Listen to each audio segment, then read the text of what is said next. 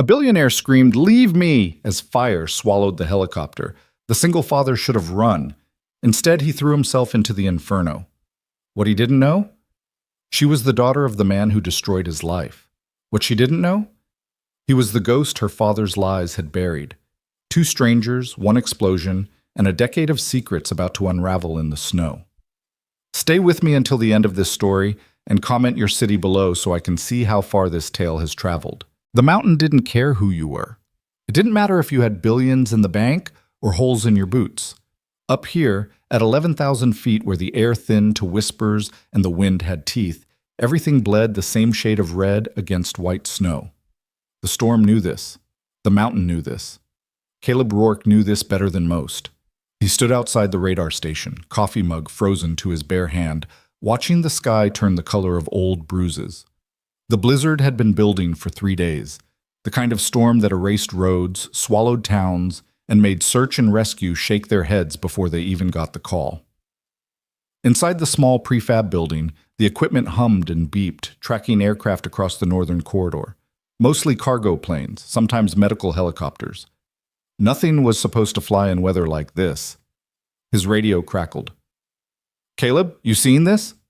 It was Denise, the night shift operator down in Woodland Ridge. Her voice sounded tight. He stepped back inside, snow melting off his shoulders. "Seen what?" "Private helicopter. Came out of nowhere. Transponders barely registering. They're way off course." Caleb set his mug down and leaned over the console. A single blip stuttered across the screen, faint and erratic, like a dying heartbeat. "What's their altitude?" "Dropping fast, 9,000 feet, now 8,500. His jaw tightened. "Did they call in a mayday?" "Negative. Radio's dead or they're not responding. Caleb, they're in the red zone." The red zone. That's what they called the stretch of peaks and canyons where updrafts turned into sledgehammers and visibility dropped to arm's length. He'd lost count of how many crash sites he'd marked on the map over the years. How many times he'd stood at a funeral and said nothing because there was nothing left to say. "How long until they're down?" he asked. "If they don't pull up, 4 minutes, maybe less." Caleb stared at the screen. The blip flickered, faded, came back. "I'm going out," he said. "Caleb, don't be stupid. You can't even see 10 feet in this." He was already grabbing his coat. The wind hit him like a fist the moment he stepped outside. Snow came sideways, needle sharp, turning the world into a white roar. He pulled his goggles down and started moving, boots crunching through knee-deep drifts. The station sat on a plateau overlooking the valley. If the helicopter went down nearby, there was a chance, a slim, stupid chance, he could reach it before the cold did its work. His radio crackled again. Denise's voice was barely audible over the static. "Caleb, signal's gone. Last position, North Ridge." The North Ridge? That was a 20-minute hike in good weather. In this? He'd be lucky to make it in 40. He pushed forward anyway. The thing about mountains was they had a way of reminding you what you used to be.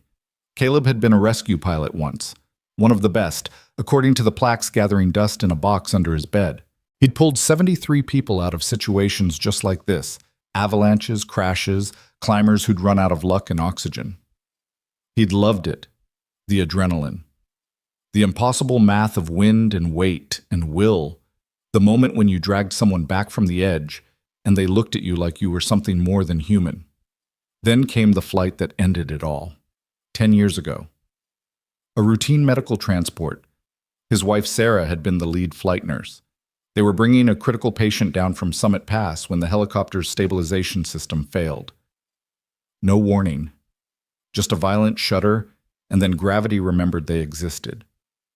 Caleb had fought the controls, screaming into the radio, but the machine wouldn't listen. They hit the ground at 70 miles an hour.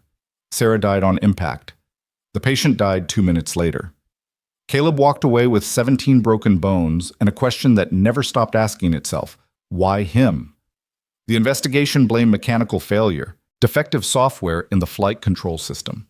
The manufacturer, Vale Aerospace, issued a recall, paid out settlements, and buried the story under a mountain of lawyers and NDAs. Caleb's pilot's license was suspended during the inquiry. By the time they cleared him, he couldn't stomach the thought of flying again. The sound of rotors made him nauseous. The smell of aviation fuel gave him nightmares. So he became a radar tech, a watcher instead of a doer. He moved to this forgotten corner of the Rockies with his 8-year-old daughter Mia, and he taught himself to live small. No risks, no heroics, just quiet days and the steady rhythm of Mia's laughter reminding him why he was still here. But tonight, the mountain was asking him to remember. He found the wreckage at the bottom of a ravine. The helicopter had carved a burning scar through the forest, snapping trees like matchsticks before slamming into the rocks. The tail section was gone. The cockpit was crumpled like a soda can. Flames licked at the fuselage despite the snow, fed by leaking fuel. Smoke poured into the sky, black and chemical. Caleb slid down the embankment, loose stones and ice tearing at his gloves. The heat hit him 30 feet out, a wall of it that made his skin prickle and his eyes water. He could see movement inside the cockpit. Someone was alive. "Hey!" he shouted. "Can you hear me?" The movement stopped. Then a voice, thin, shaking, female. "Help! Please!" He reached the wreckage and peered through the shattered windscreen. A woman was trapped in the pilot's seat, harness tangled, blood running down her face. Her eyes found his and locked on. They were gray. Storm gray. "I'm going to get you out," Caleb said. "The fuel line," she gasped. It's cracked. The whole thing's going to... An explosion cut her off. Not the big one. Just a warning shot, a fuel pocket igniting somewhere in the engine. The helicopter shuddered. Flames roared higher. Caleb grabbed the door and pulled. It didn't budge. The frame was bent, jammed against the rocks. He braced his boot against the fuselage and pulled again. Metal screamed. His shoulders burned. "Stop," the woman said. Her voice was weaker now. "You have to go. Leave me." "Not happening. I'm dead either way. Don't die for..." "Shut up and help me." Something in his tone must have reached her because she stopped arguing. She fumbled with her harness, fingers clumsy with shock and cold. Caleb wedged a rock under the door and pried it another inch, then another. "When I say go, you push yourself toward me," he said. "Understand?" She nodded. "Go!" She pushed. He pulled. The door shrieked open and she tumbled forward into his arms. He caught her, spun, and started running. The helicopter exploded behind them. The shockwave hit like a truck, lifting them off their feet and throwing them into the snow. Caleb twisted midair, wrapping himself around the woman, and they hit the ground hard. Heat washed over them. Debris rained down, chunks of metal, burning plastic, shattered glass. Something heavy slammed into the ground 6 inches from Caleb's head. Then silence. Well, not silence. The wind still howled, the fire still crackled. But the violence was over. Caleb lay there for a moment, breath coming in ragged gasps, his body screaming in a dozen places. The woman was beneath him, not moving. "Hey," he said. "You alive?" A pause. Then, "Unfortunately." He laughed. It hurt. He rolled off her and sat up, checking himself for damage. Burns on his forearms, cuts on his face, ribs that might be cracked, but nothing fatal. The woman sat up slower. Her left arm hung at a wrong angle, broken. Her flight suit was torn and scorched. She looked at the burning wreckage, then at Caleb, then back at the wreckage. "You're insane," she said. "Yeah, I get that a lot. I told you to leave me. I don't follow orders well." She stared at him for a long moment, like she was trying to figure out if he was real. Then she started laughing. It was a broken, half-hysterical sound, but it was laughter. "What's funny?" Caleb asked. "I'm alive. That's funny." She looked at him again. "Who are you?" "Caleb Rourke. I work at the radar station up on the plateau." "You're not with Search and Rescue?" "Not anymore." "Then why did you come down here?" "Good question." Caleb looked at the fire, at the twisted metal that used to be a helicopter, at the snow that was already trying to bury it all. "Because someone had to," he said finally. The woman nodded slowly. She looked like she wanted to say something else, but her eyes rolled back and she collapsed. Caleb caught her before she hit the ground. But the cabin was 3 miles through the storm. Caleb had built it himself years ago on a plot of land nobody wanted because it was too remote and too steep. Just a single room with a wood stove, a sleeping loft, and a radio that barely worked. He used it when the weather got bad and the station became inaccessible. Mia called it the Grumpy Cave. He kicked the door open and carried the woman inside. She was unconscious but breathing. He laid her on the cot, checked her pulse, steady but weak, and started cutting away her flight suit. The broken arm was obvious, compound fracture, bone pressing against skin. There was a gash across her ribs that needed stitches, burns on her hands, possible concussion. He worked quickly, hands moving on autopilot. Splint the arm, clean and dress the wounds, wrap her in blankets, get the stove going, keep her warm. It wasn't until he was boiling water for tea that he noticed the patch on her flight suit. Vale Aerospace, as his hands went still. He picked up the torn fabric and stared at the logo, a stylized wing inside a circle. The same logo that had been on the settlement check. The same logo that had appeared in his nightmares for 10 years. No. It was a coincidence. Lots of pilots worked for Vale. It didn't mean anything. Except... He walked back to the cot and looked at the woman's face.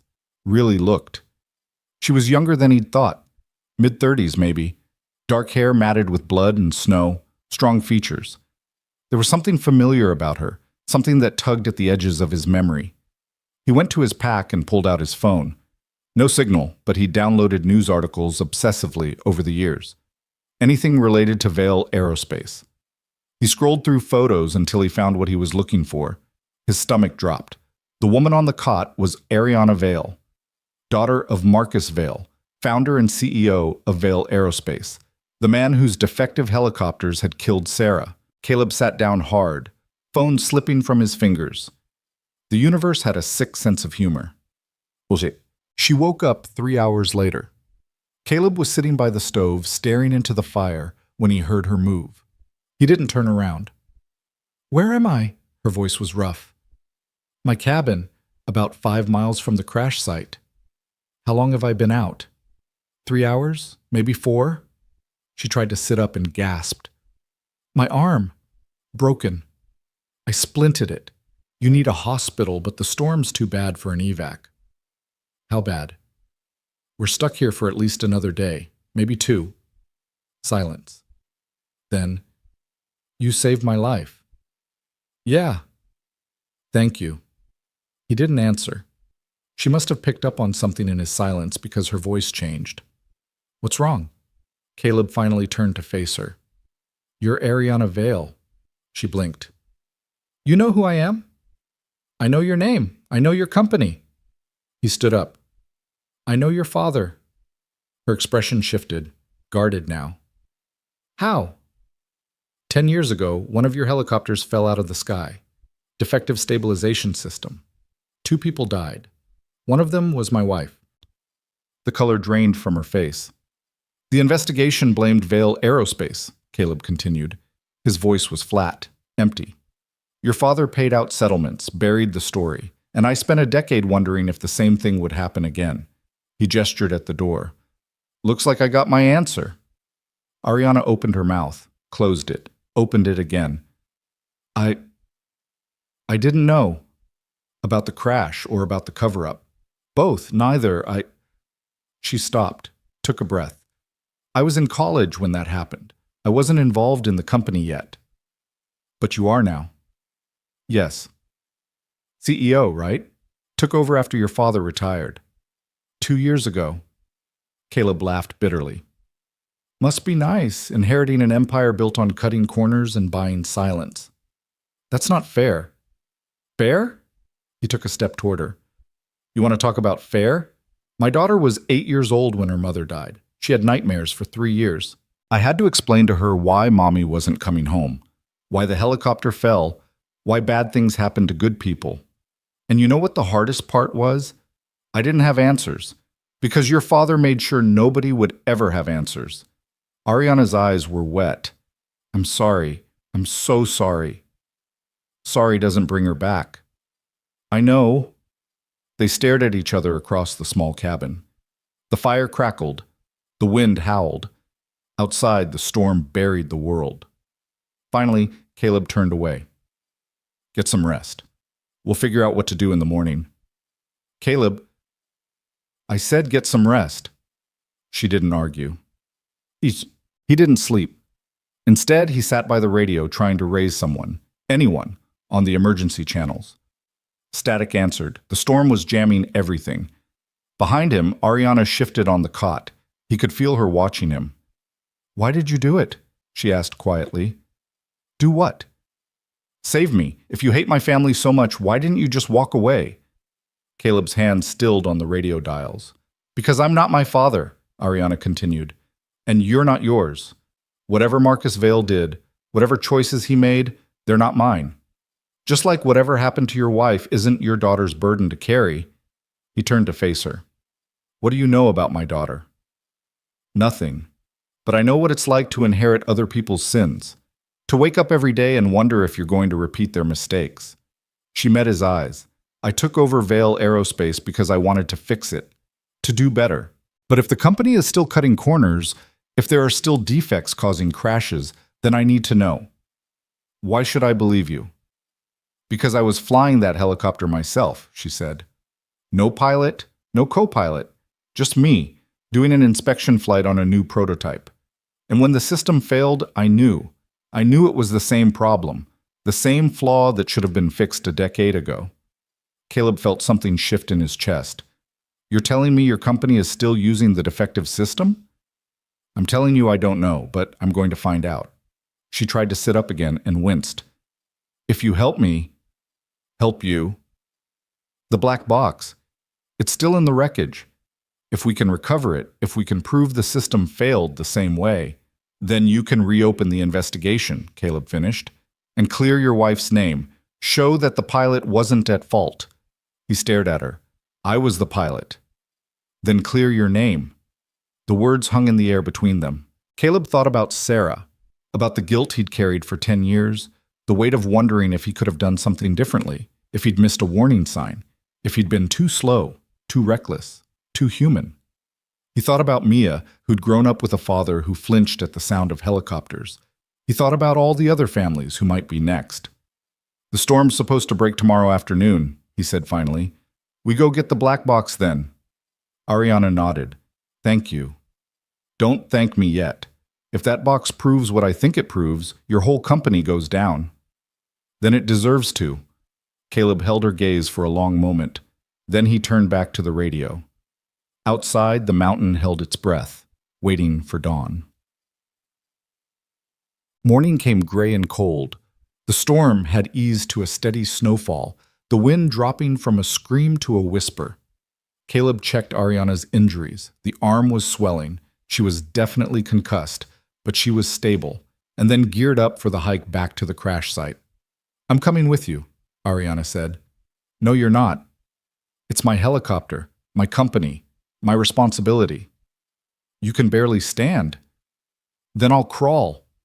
He looked at her, really looked, and saw the same stubborn fire he'd seen in the cockpit when she'd been trapped and bleeding and refusing to give up. You're insane, he said. Yeah, I get that a lot. Despite everything, Caleb smiled. They made slow progress through the snow. Ariana kept pace, gritting her teeth against the pain, refusing to accept help. Caleb watched her struggle and felt something complicated twist in his gut. Respect, maybe. Or recognition. She was like him. Someone who couldn't walk away from a mess, even when walking away was the smart thing to do. The crash site looked different in daylight. The fire had burned itself out, leaving a blackened skeleton. The wreckage was partially buried in snow. It looked like a grave. Caleb approached the remains of the cockpit. The black box should be in the tail section, if there's anything left of it. They searched for 20 minutes, digging through snow and twisted metal. Caleb's hands were numb, his fingers clumsy. He was about to give up when Ariana called out, "Found it!" She was crouched by a section of fuselage, holding a small orange box, scorched but intact. Caleb took it from her carefully. This is it. This is everything. Then we need to get it somewhere safe, somewhere... She stopped. Caleb followed her gaze. 3 figures were approaching through the trees. They were moving fast, purposefully. Not search and rescue. Wrong gear. Wrong formation. Company men, Ariana breathed. How do you know? Because I called them yesterday, before the crash. I told them I was going to inspect the prototype. that I had concerns about the system. She looked at Caleb. If they're here now, it's not to rescue me. It's to clean up. Caleb's blood went cold. We need to move. Now. They ran. They didn't make it far. The snow was too deep, Ariana's injuries too severe, and the men behind them too determined. Caleb could hear them calling out, voices sharp and professional. Not threats. Not yet. Just the kind of calm, reasonable tones that made his skin crawl. Ms. Vale, we're here to help. Please stop moving. Ariana stumbled, caught herself against a tree. Her face was gray with pain, breath coming in short gasps. The broken arm hung uselessly at her side. Keep going, Caleb urged, gripping her good arm. I can't. You can. Caleb, they're going to catch us anyway. And if they see you running, if they think you're involved, I am involved. She looked at him, snow catching in her eyelashes. You have a daughter. The words hit him like a punch. Mia. Christ, he hadn't even called her. She'd be at school now, probably wondering why he hadn't checked in. His sister Emma was watching her this week, but Emma would worry if he disappeared for too long without word. Give me the black box, Ariana said. What? Give it to me. Let me handle this. These are my people, my company. I'll deal with them. They're not here to have a conversation. Maybe not, but they won't hurt me. I'm still the CEO. Her eyes were steady despite the pain. You get out of here. Get that box somewhere safe. And when I get back to civilization, I'll make sure the truth comes out. You expect me to trust you? No, I expect you to trust yourself. You didn't pull me out of that fire to watch me die in a cover-up. And I didn't survive that crash to let my father's mistakes keep killing people. The voices were getting closer. Caleb made a decision he knew he'd probably regret. He pulled off his jacket and wrapped the black box inside it, then handed it to Ariana. Hold this. When they get here, you tell them you were alone. Tell them I was never at the cabin. Tell them whatever you need to tell them. What are you? But he was already moving, circling around through the trees, positioning himself behind the approaching men. It was a stupid plan. Reckless. Exactly the kind of thing he'd sworn off 10 years ago. But Sarah's voice was in his head, the last thing she'd said to him before that final flight. Don't be careful, Caleb. Be brave. The three men emerged into the clearing where Ariana stood. They were dressed in expensive tactical gear, the kind of equipment that cost more than Caleb made in a year. Private security, the kind corporations hired when they needed something done quietly. The lead man held up his hands in a placating gesture. Ms. Vale. Thank God you're alive. We've been searching for you all night. Have you? Ariana's voice was flat. The storm knocked out communications. We couldn't get a fix on your position until an hour ago. He gestured to her arm. You're injured. We need to get you medical attention immediately. I'm fine. Ma'am, with all due respect, you're clearly not fine. You've been in a helicopter crash. You're hypothermic. You need...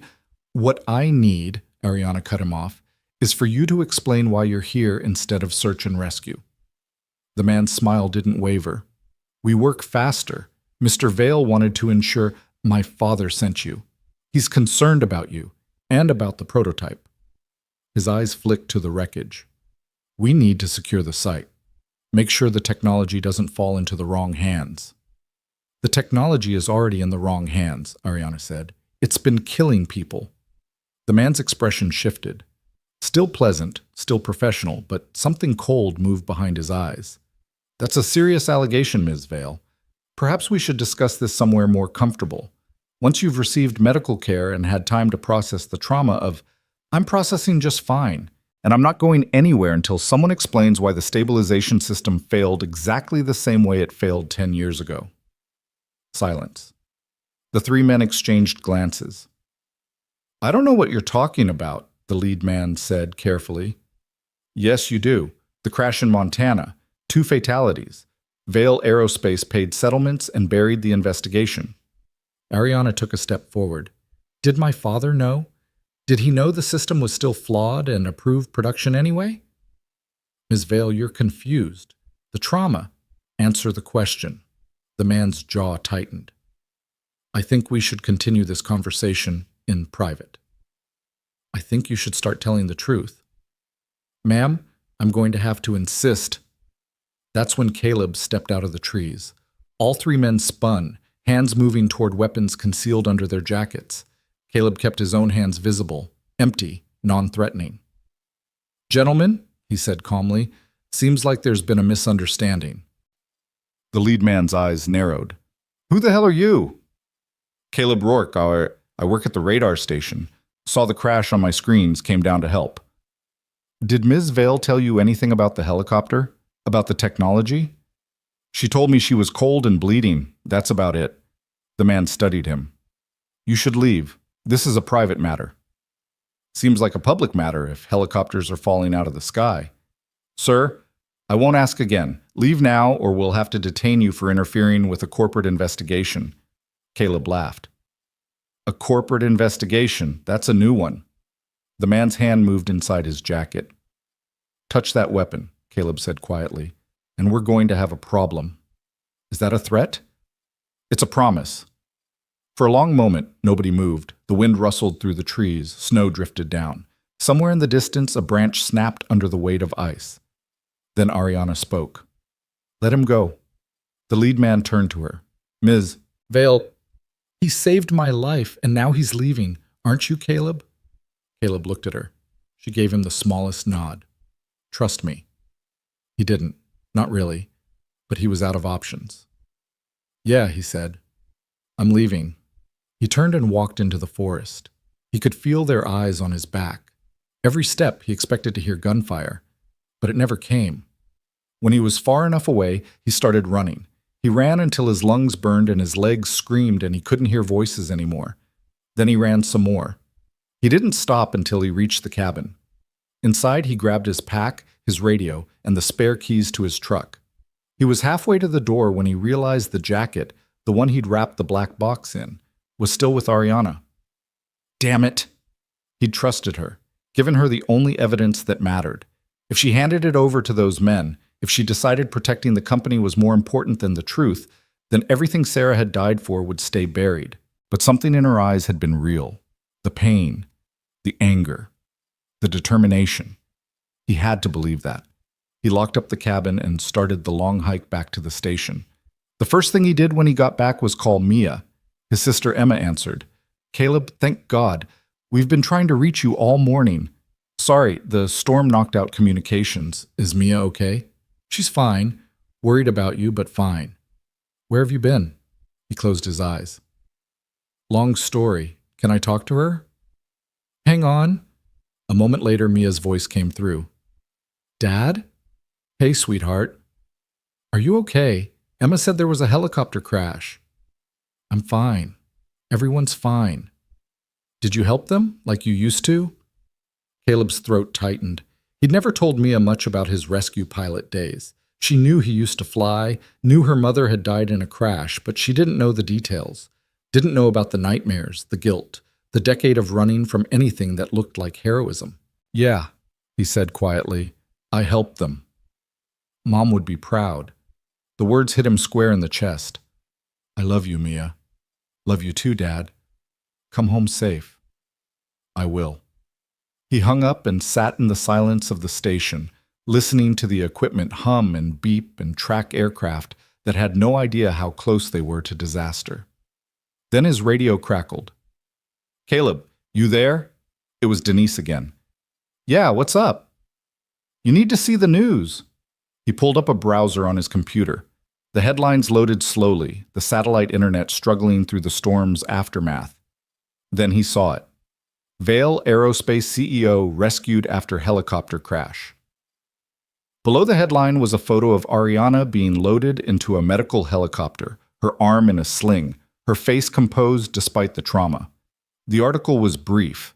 Mechanical failure, bad weather, fortunate rescue. No mention of the black box. No mention of defects or investigations or cover-ups. No mention of Caleb. He refreshed the page. The story had already been updated with a statement from Marcus Vale himself, expressing gratitude for his daughter's survival and promising a thorough review of the incident. A thorough review. Corporate speak for burying it deep. Caleb slammed his fist on the desk. He'd been an idiot, trusted someone whose entire fortune was built on lies. Of course she'd protected the company. Of course, she'd handed over the black box and played the victim and let her father spin the story into something safe and digestible. His phone rang. Unknown number. He almost didn't answer. Then something made him pick up. Rourke? Mr. Rourke, this is Marcus Vale. The voice was smooth, practiced, the kind of voice that had spent decades convincing people to do things they knew they shouldn't. Caleb's hand tightened on the phone. What do you want? I understand you helped rescue my daughter. I wanted to express my personal gratitude. Save it. I also understand you may have concerns about the incident. You mean the crash? The accident, yes. I want to assure you that Vale Aerospace takes these matters extremely seriously. We're conducting a full investigation. Like you did 10 years ago? Silence. Then, softer, more careful. I'm aware of your history with our company, Mr. Rourke. I'm aware of the tragedy you experienced, and I'm truly sorry for your loss. Are you sorry it happened, or sorry I know about it? I'm sorry that you're carrying unnecessary guilt. The investigation into that crash was conclusive. Pilot error. It wasn't pilot error. It was a defective stabilization system. Same system that just failed on your new prototype. That's a very serious accusation, one that could have legal implications if repeated publicly. There it was, the threat wrapped in concern. Is that why you called? Caleb asked. To warn me to keep my mouth shut. I called to offer you compensation for your trouble, for your time, for your discretion. Marcus paused. $250,000, deposited in any account you specify. All I ask is that you refrain from discussing the incident with the media or any regulatory agencies. You're trying to buy my silence. I'm trying to spare us both unnecessary hardship. My daughter is traumatized. You're a single father trying to provide for your child. There's no reason this needs to become complicated. Caleb laughed, low and bitter. You really think I'm going to take your money? I think you're going to consider what's best for your daughter.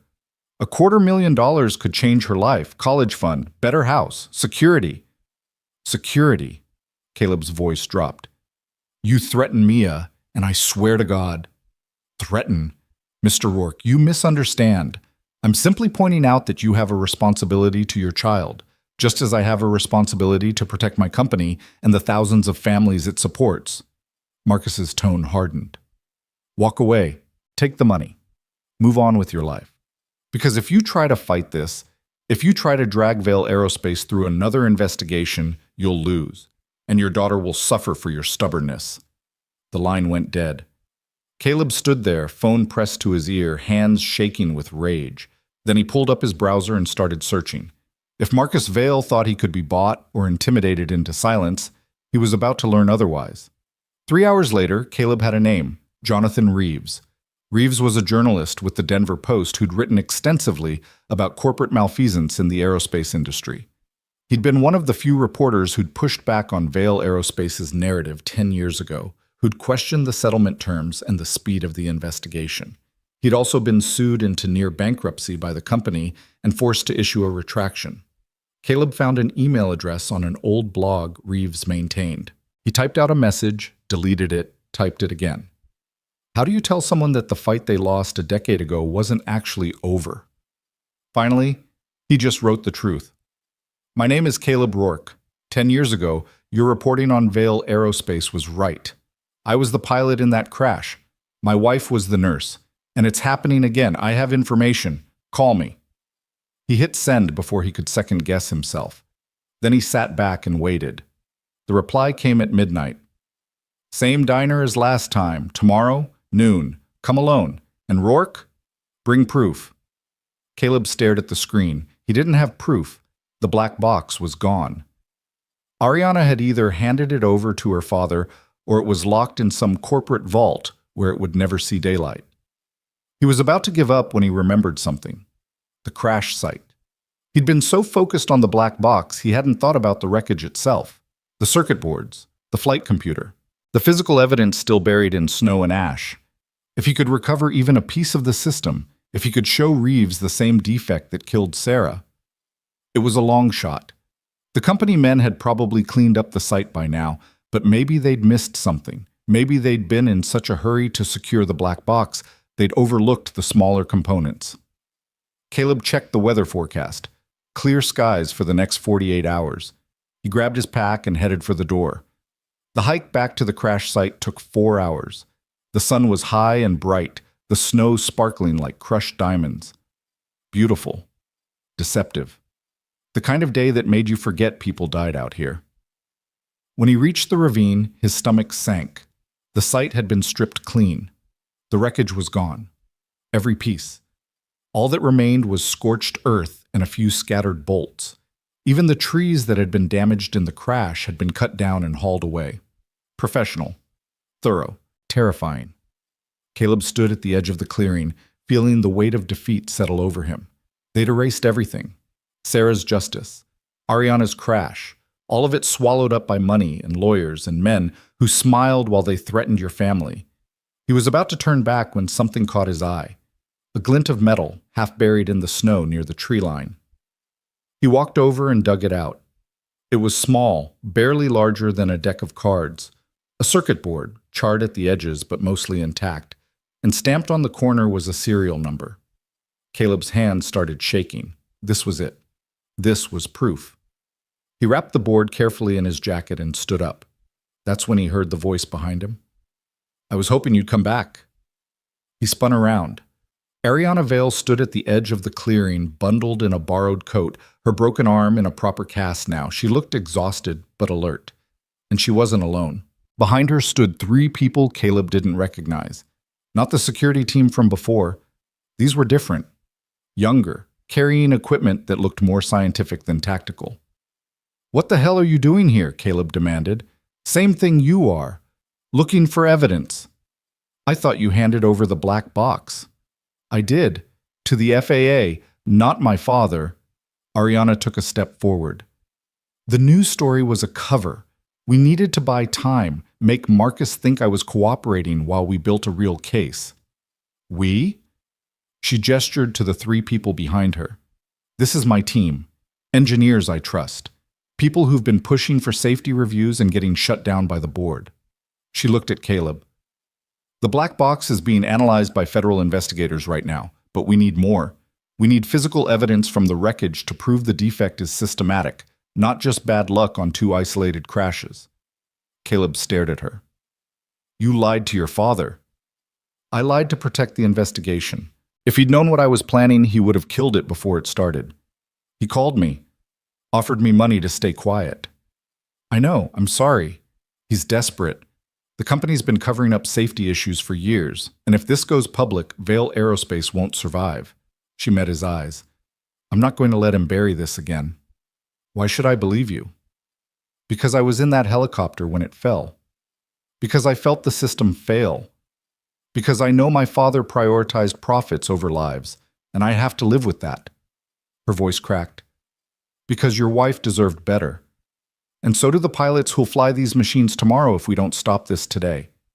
Caleb wanted to stay angry, wanted to hold on to the betrayal, the suspicion, the decade of bitterness. But the truth was, he was tired of fighting alone, tired of carrying Sarah's ghost through every conversation. He pulled out the circuit board. "Found this at the edge of the site. Your people missed it in the cleanup." One of the engineers stepped forward, eyes widening. "That's the primary stabilization module. If we can prove it's got the same flaw as the one from 10 years ago." "We can prove systematic negligence," Ariana finished. She looked at Caleb. "Will you testify? If this goes to trial, we'll need someone who was there, someone who can speak to the original crash and the pattern." "Your father will destroy me." "My father is going to jail." "You'd really send him to prison?" "I'd really stop him from killing more people." Her jaw set. "He's my father.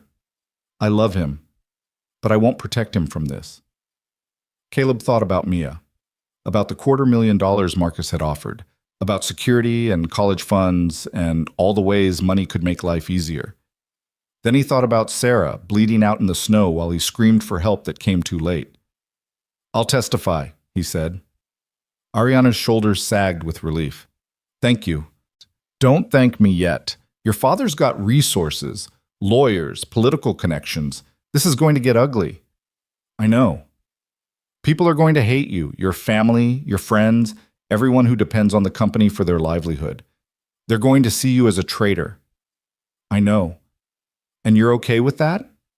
She looked at the scorched earth, at the place where she'd nearly died, where Caleb had dragged her from the fire and refused to let her give up. I'm okay with being able to look at myself in the mirror, she said quietly. That's all that matters. One of the engineers called out, We found something else, looks like a fragment of the flight computer. They spent the next 2 hours combing the site, recovering pieces the cleanup crew had missed. Each component told part of the story. Each circuit and wire and connector was another nail in Marcus Vale's coffin. By the time they finished, the sun was setting, painting the snow in shades of orange and gold. Caleb and Ariana stood at the edge of the ravine, looking down at the place where everything had changed. Do you think it'll be enough? Caleb asked. It has to be. That's not an answer. It's the only answer I have. She turned to face him. My father spent 30 years building Vale Aerospace into an empire. He's not going to let it fall without a fight, but for the first time we have a real chance to beat him. Not just because of the evidence, but because people like you are willing to stand up and say enough. People like me are idiots who don't know when to quit. People like you are heroes who save lives, even when it costs them everything. Caleb shook his head. I'm not a hero. I'm just tired of good people dying because rich men make bad decisions. Then help me make sure it stops. They hiked back through the darkening forest, the recovered components packed carefully in sealed cases. When they reached the vehicles, a rented SUV for Ariana's team, Caleb's beat-up truck, Ariana pulled him aside. There's something you need to know, she said. Once we file the complaint with the FAA, once this becomes public, you're going to be a target. My father will come after you. Lawyers, private investigators, maybe worse. Let him try. I'm serious, Caleb. He threatened your daughter. I know. And you're still willing to do this? Caleb thought about Mia's voice on the phone. Mom would be proud. Sarah died because someone decided profit mattered more than safety, he said. I'm not letting that stand. Not for me, not for Mia, not for anyone. Ariana nodded slowly. Then we do this together, and we don't stop until the truth wins. They shook hands in the fading light, two people bound together by tragedy and fire and the desperate hope that maybe, just maybe, justice was still possible. Caleb drove through the night, the circuit board wrapped carefully on the seat beside him. His phone rang twice. Marcus Vale's number. He didn't answer. The third time, it was Ariana. Turn on the news. He pulled over, found a news site on his phone. The headline made his blood run cold. Federal investigators open probe into Vale Aerospace safety practices. Below it, a photo of Ariana giving a press conference. Her face was composed, determined. The caption read, CEO blows whistle on own company, alleges decade-long cover-up. Caleb's phone rang again. Ariana. What did you do? He asked. I told the truth, all of it, the crashes, the defects, my father's payoffs. Her voice was steady. It's done, Caleb. We can't go back now. They'll crucify you. Probably, but at least they'll be paying attention. In the background, Caleb could hear shouting, reporters, cameras, the chaos of a story breaking wide open. Are you safe? He asked. For now, I've got security. The FAA's putting me in protective custody until the investigation wraps. She paused. What about you? I'm fine. Caleb, I said I'm fine. My father knows you helped me. He knows you have evidence. Promise me you'll be careful. I'll be careful. I mean it. Don't take any risks. Don't meet with anyone alone, and for God's sake, call the police if anything suspicious happens. You sound worried. I am worried. These people play for keeps. Caleb looked at the circuit board on the seat. So do I. He hung up and started driving again.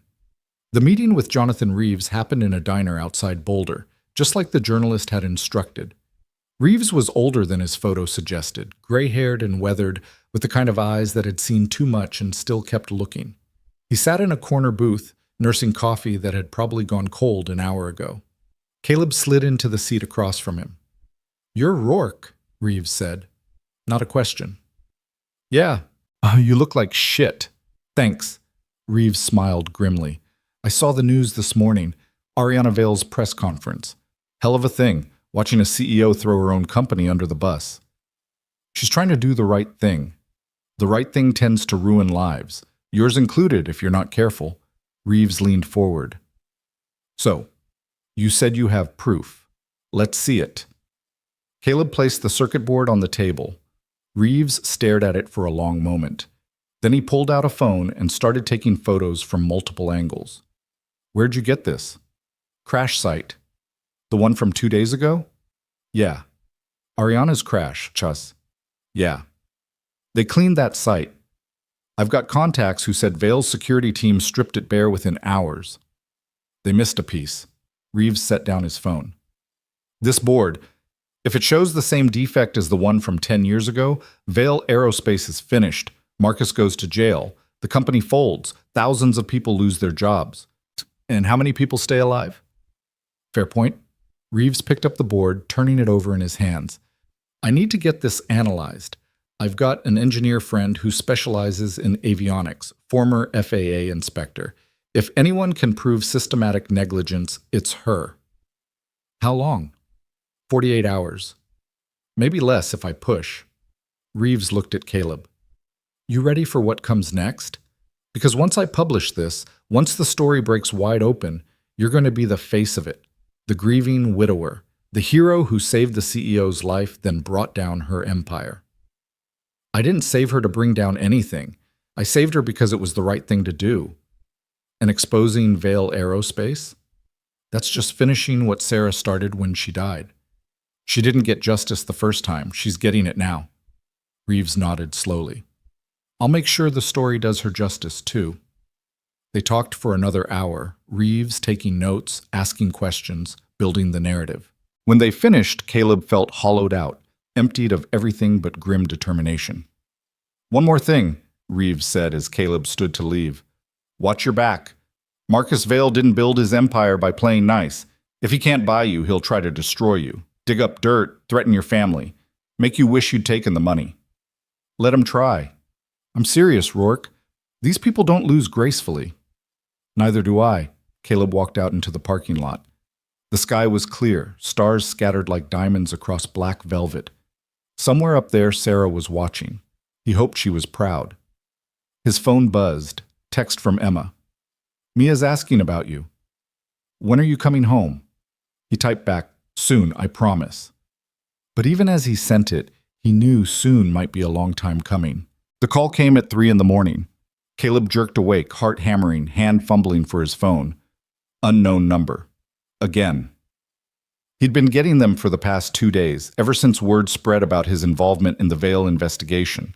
Most went to voicemail. Reporters, lawyers, people offering money, threats, or both. He almost didn't answer this one. Then something made him swipe. Rourke. Mr. Rourke. This is Deputy Director Sarah Chen with the FAA. The voice was crisp, official, wide awake despite the hour. I apologize for calling so late, but we have a situation. Caleb sat up, suddenly alert. What kind of situation? Another Vale prototype went down 40 minutes ago. Same mountain range, same weather conditions. We've got a pilot trapped in the wreckage, and the storm's moving back in fast. His blood went cold. How bad? Bad. The helicopter's wedged in a canyon, fuel leaking, structural integrity compromised. Search and rescue can't get close enough for extraction. The winds are too strong. Visibility's near zero. She paused. Mr. Rourke, I've read your file. I know you were one of the best rescue pilots in the region before you retired. We need someone who knows those mountains, who can fly in conditions like this. We need you. I haven't flown in 10 years. I know. My license isn't even current. We can waive that. Emergency authorization. You'd be covered under federal rescue protocols. Caleb stood up, pacing in the dark. His hands were shaking. Why me? There have to be other pilots. There are. None of them will fly. They've all seen the news about Vale Aerospace, about the defects, about the crashes. Nobody's willing to risk their life in a helicopter that might fall out of the sky. Her voice softened. You're the only one who understands what's at stake, and you're the only one crazy enough to do it anyway. You don't know me. Why, I know you pulled Ariana Vale out of a burning wreck when any sane person would have run. I know you're testifying against one of the most powerful companies in the country, even though it's going to cost you everything. And I know if that pilot dies because nobody was brave enough to try, you'll spend the rest of your life wondering if you could have saved them. Caleb closed his eyes. She was right. God help him, she was right. What's the pilot's name? David Morrison, 26 years old, former Air Force. This was his first civilian contract with Vale. Chen's voice tightened. He's got a wife and a 3-month-old daughter. Of course he did. I'll do it, Caleb said, but I need guarantees. If something goes wrong, if the helicopter fails, my daughter gets taken care of. Full benefits, college fund, everything. Done. And I want Ariana Vale in the co-pilot seat. Silence. Mr. Rourke, that's not... She's the CEO. This is her helicopter, her company, her responsibility. If I'm risking my life flying into a storm to clean up Vale's mess, she's coming with me. She's in protective custody. We can't just... Then get her out, because I'm not doing this alone. His voice hardened. You want me to fly? Those are my terms. Chen was quiet for a long moment. I'll make the call. You've got 30 minutes. After that, I'm going back to bed. He hung up and stood in the dark, listening to his heart hammer against his ribs. What the hell was he doing? He walked to Mia's room. She was asleep, sprawled across her bed with stuffed animals scattered around her like an explosion in a toy factory. 10 years old now, smart, fierce. So much like Sarah, it hurt sometimes. He sat on the edge of her bed and brushed hair from her face. Hey, sweetheart, he whispered. Dad's got to go do something important, something scary. She stirred but didn't wake. I know I promised I was done with all this. Done being the guy who flies into storms and pulls people out of impossible situations. But there's someone out there who needs help, and I'm the only one who can give it. He took a shaky breath. Your mom would know what to do. She always did. But I'm just trying to do the right thing, even when the right thing feels like the stupidest thing in the world. Mia's eyes opened. She looked at him sleepily. Dad? Hey, sorry, didn't mean to wake you. You're going to fly again. It wasn't a question. How did you... I heard you on the phone. She sat up, rubbing her eyes. Someone's in trouble. Yeah. And you're the only one who can help. Yeah. She looked at him for a long moment. Then she hugged him, fierce and tight. Do the right thing, Dad. The words hit him like a freight train. What did you say? Do the right thing. That's what Mom always said, right? When things were hard and scary and you didn't know what to do, you do the right thing. She pulled back. So go do the right thing and come home safe. Caleb's eyes burned. When did you get so smart? I've always been smart. You just finally noticed. She smiled, Sarah's smile, and Caleb felt something break open inside him. He kissed her forehead. I love you, Mia. More than anything. Love you too. Now go save somebody. He called Emma, told her he needed her to come stay with Mia, didn't tell her why. She'd find out soon enough. Then he grabbed his old flight gear from the back of the closet, dusty and forgotten, and headed for the door. His phone rang. Chen. We've got her, the deputy director said. Ariana Vale's being transported to the airfield now. She agreed to your terms. Did she have a choice?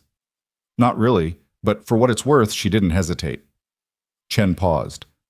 The helicopter's fueled and ready. Weather window closes in 90 minutes. After that, the storm's going to be too severe for any kind of rescue attempt. Then I better not be late. The drive to the airfield took 40 minutes. Caleb pushed his truck as hard as it would go, hands tight on the wheel, mind racing through procedures he hadn't thought about in a decade. Pre-flight checks, emergency protocols, the way a helicopter handled in high winds, how it fought you, how you had to dance with it instead of forcing it. Could he still do this? Could he climb into a cockpit after 10 years and trust his hands to remember what his mind was trying to forget? He was about to find out. The airfield was a small regional hub, mostly cargo planes and private jets. Floodlights cut through the pre-dawn darkness, illuminating a sleek rescue helicopter sitting on the tarmac. Not a Vale model. This one was a Sikorsky, older but reliable, built before companies started prioritizing profit margins over safety standards. Ariana was waiting beside it, She looked different than she had at the crash site or on the news. Harder, more focused. She'd traded the business suits and press conference composure for a flight suit and climbing harness. Her broken arm was still in a cast, but she'd cut away the sling. The cast itself had been modified, reinforced with some kind of lightweight carbon fiber that let her move almost normally. "You came," she said when Caleb approached. "Did you think I wouldn't? I thought you were smarter than this." "I'm really not." He looked at the helicopter. "You know how to fly one of these?" "I have a license, not current, but neither is yours." "Can you work a rescue winch with that arm?" "Guess we'll find out." Chen appeared from the operations building, flanked by 2 FAA officials and a weather specialist. "Mr. Rourke, Ms. Vale, thank you for doing this." "Thank us if we don't die," Caleb said. "The pilot's last known position is here." Chen pulled up a map on a tablet, pointing to a red dot deep in the mountain range. "He's in a box canyon, about 300 feet down from the ridge. The helicopter's lodged between 2 rock faces. We've got intermittent radio contact, but he's fading. Hypothermia, blood loss, possibly internal injuries." "How much fuel does he have left?" "Unknown. The tanks were breached in the crash, could be leaking, could be stable. Either way, we're on borrowed time." "What about the flight systems?" Ariana asked. "The ones that failed? Are they the same as the prototype I was flying?" Chen's expression darkened. "Preliminary analysis says yes." "Jesus." Ariana looked at Caleb. He was flying a death trap. "And we're about to fly into a storm to pull him out of it."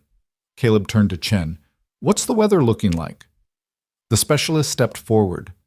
"Severe, clear air turbulence, winds gusting up to 70 knots, freezing precipitation and visibility under a quarter mile. In short, it's going to be hell up there." "Great. Love hell." "Mr. Rourke, I need to be clear about something." Chen's voice was grave. "This is a voluntary mission. You can walk away right now. No judgment, no consequences. But if you go up there, if something goes wrong, we might not be able to get you out. You understand that?" Caleb looked at Ariana. "You ready for this?" "No, but we're doing it anyway." They climbed into the helicopter. The cockpit smelled like oil and plastic and 1,000 memories Caleb had spent 10 years trying to forget. He strapped in, hands moving through pre-flight checks on autopilot. Fuel levels, hydraulics, radio systems. Everything was green. Everything was ready. Except him. His hands were shaking. "Caleb."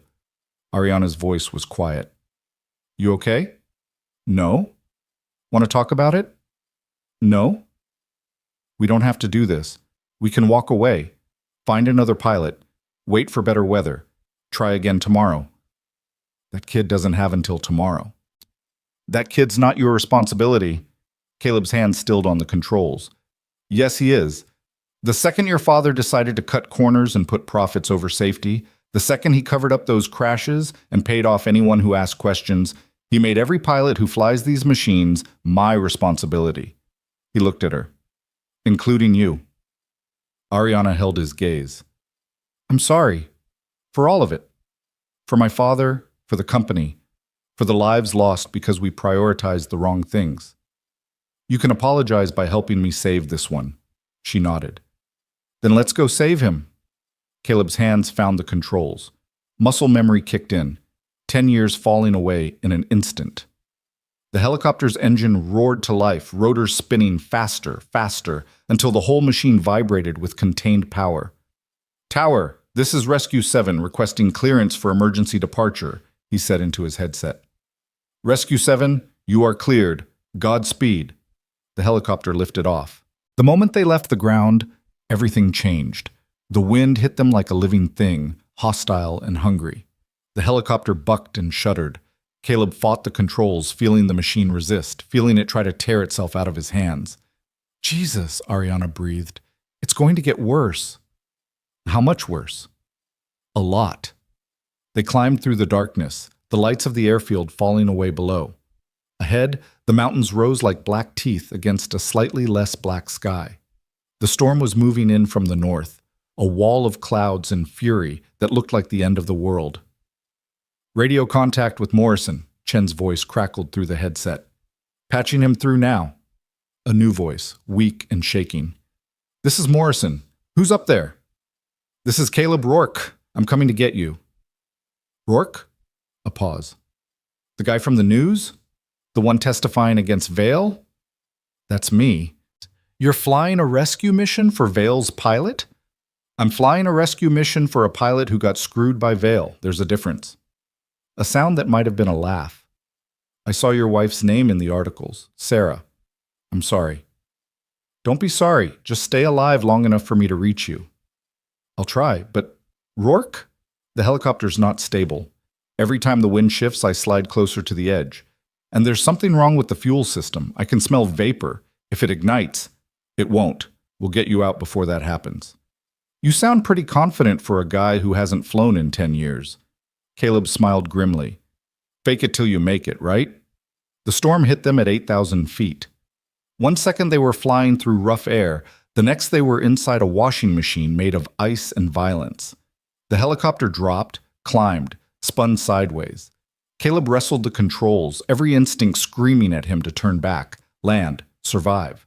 But his hands kept working, kept fighting, kept pushing them forward. Visibility 0, Ariana called out, switching to instruments. Altitude 9,200 feet. We're coming up on the canyon. The radio crackled. Morrison's voice was barely audible through the static. I see lights. Are you close? Close. Hang on. Caleb dropped lower, using the terrain radar to navigate between peaks that he couldn't see but knew were there, waiting to kill them. Every second felt like an hour. Every gust of wind felt like a hand trying to swat them out of the sky. Then, through a break in the snow, he saw it. The wreckage. Morrison's helicopter was wedged at an angle between two cliff faces, nose down, tail pointing up toward the opening of the canyon. The cockpit was crumpled. The rotors were sheared off, and beneath it, barely visible, was a drop of at least 500 feet to the rocks below. Oh my God, Ariana whispered. Yeah. Caleb brought them into a hover, fighting the wind, fighting the downdrafts that wanted to slam them into the canyon walls. Morrison, I see you. How bad is it down there? Bad. I'm pinned. Harness is jammed, and I think my leg's broken. Can you move at all? Not without the whole thing shifting, Caleb swore. Ariana, how's that arm? Functional. Why? Because I need you to go down there. She stared at him. You're joking. I can't leave the controls. The second I let go, we're all dead. You're the only option. Caleb, I've never done a rescue extraction. I don't know how. You're about to learn. There's a harness in the back. Clip in. I'll lower you down. You get Morrison out of that seat and onto the line. Simple. Nothing about this is simple. No, but it's the only way he survives. Ariana looked down at the wreckage, then back at Caleb. Her face was pale but determined. Okay, talk me through it. For the next 5 minutes, while Caleb held them in a hover that felt like trying to balance on a knife edge, Ariana suited up. She moved carefully, methodically, checking each clip and buckle twice. When she was ready, she keyed her radio. I'm at the door. Good. Remember, keep your weight centered. Don't fight the spin. And whatever you do, don't look down. Now you tell me. She opened the door. The wind screamed in, ripping at everything, turning the cabin into chaos. Ariana clipped onto the rescue line and stepped out into nothing.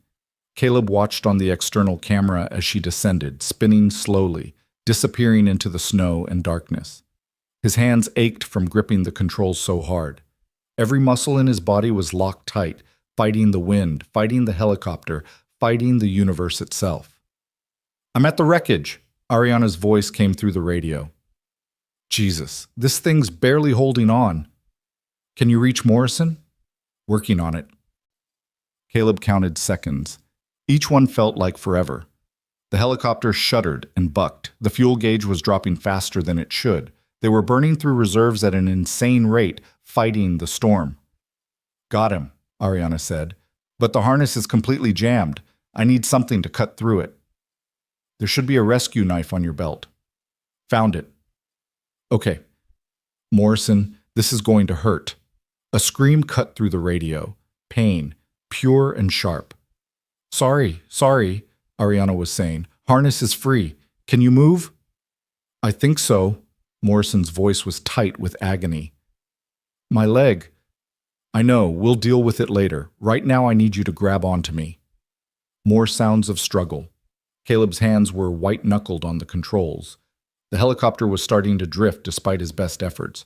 The winds were getting worse. We need to move, he said. Now. Almost there. Okay, Morrison's clipped on. We're ready.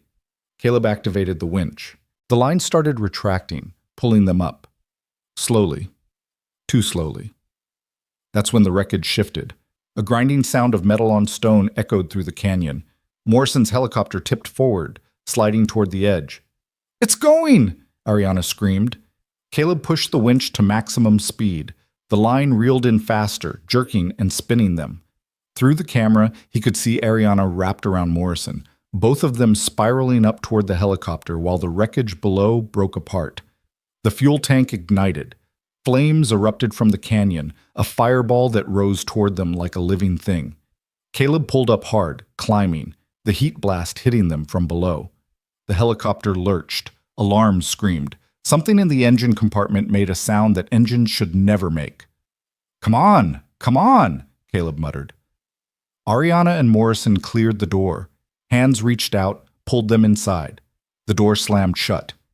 We're in! Ariana shouted. Caleb didn't wait.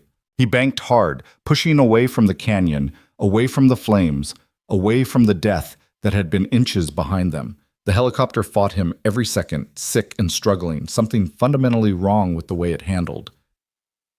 What's happening? Ariana demanded. Engine 2's failing. Same system as the prototype. Same goddamn defect. Can we make it back?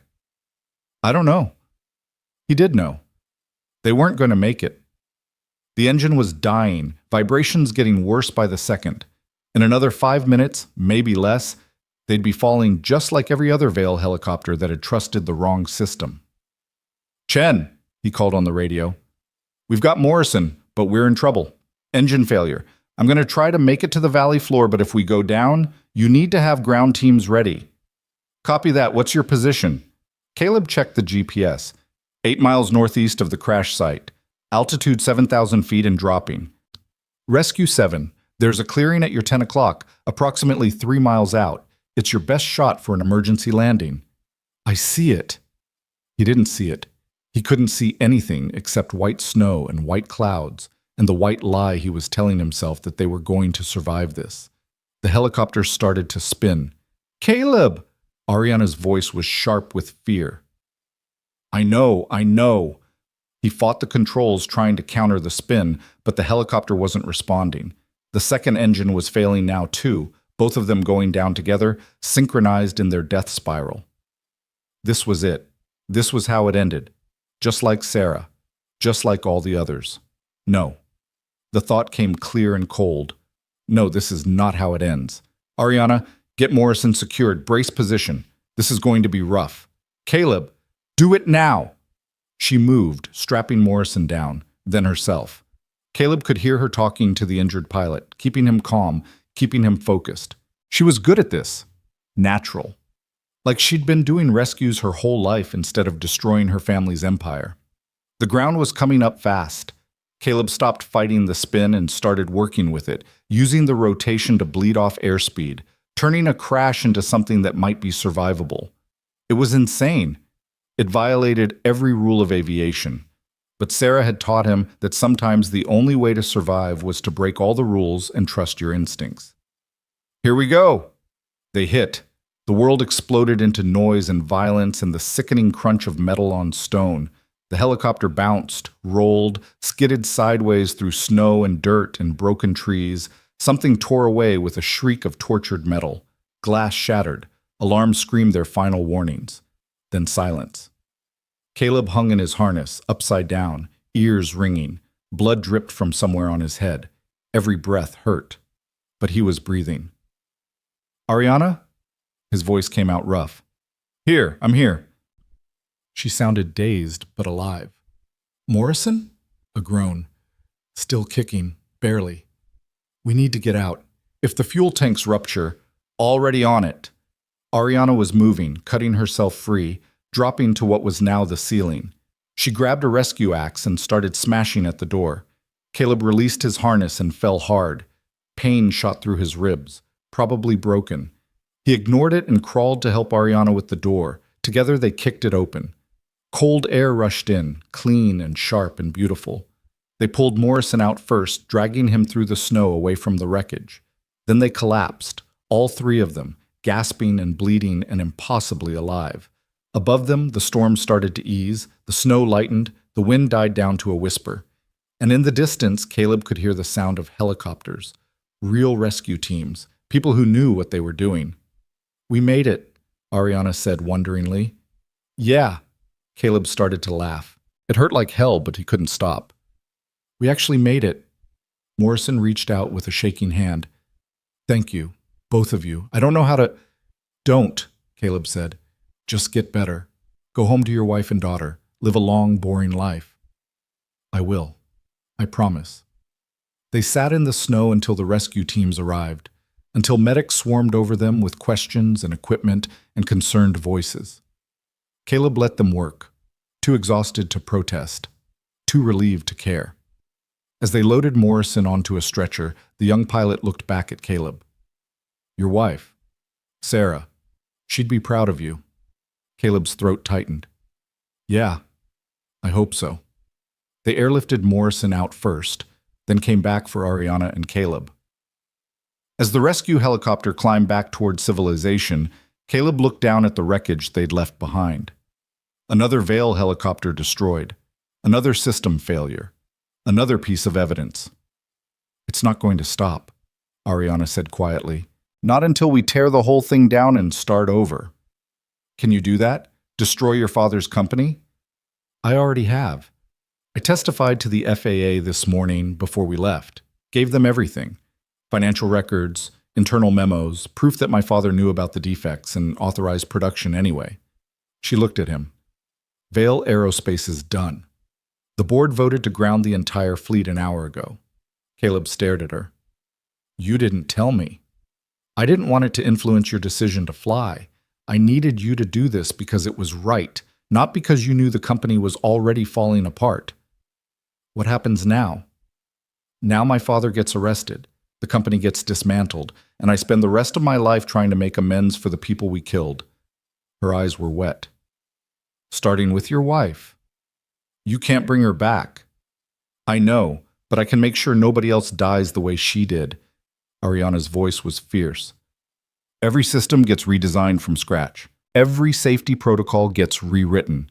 And every single person who covered this up, including my father, goes to prison. That's a hell of a way to honor your family legacy.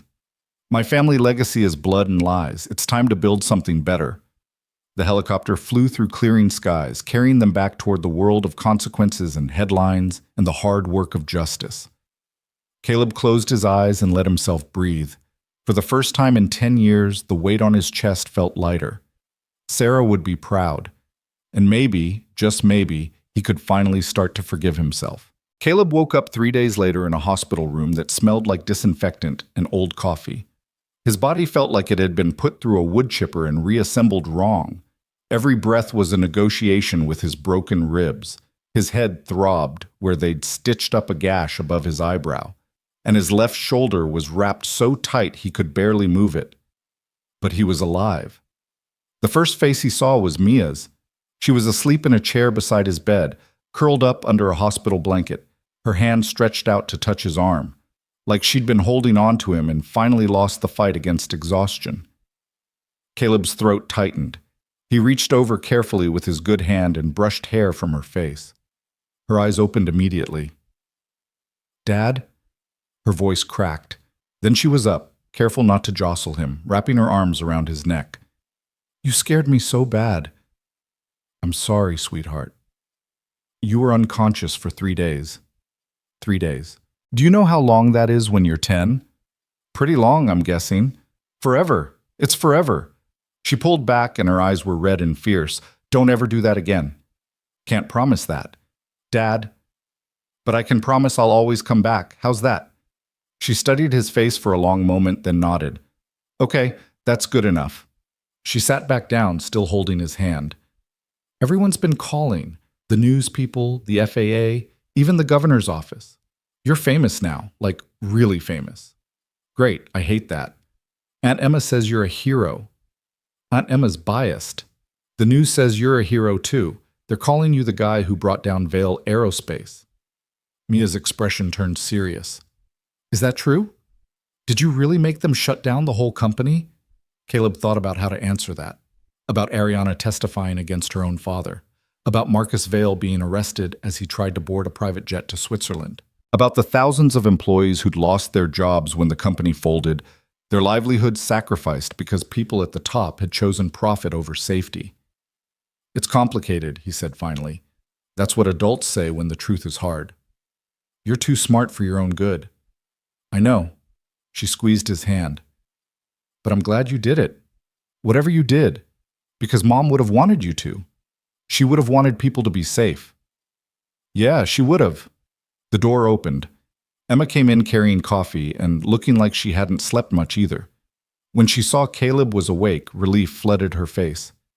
You idiot, she said, which was about the most affection she ever showed. Flying into a storm after 10 years. What were you thinking? I was thinking someone needed help. Someone always needs help. That doesn't mean you have to be the one providing it. She set down the coffee and crossed her arms. But I guess that's who you are. Sarah knew it. I know it. Even Mia knows it. I'm really not that noble. No, you're that stubborn, which is close enough. Emma glanced at Mia.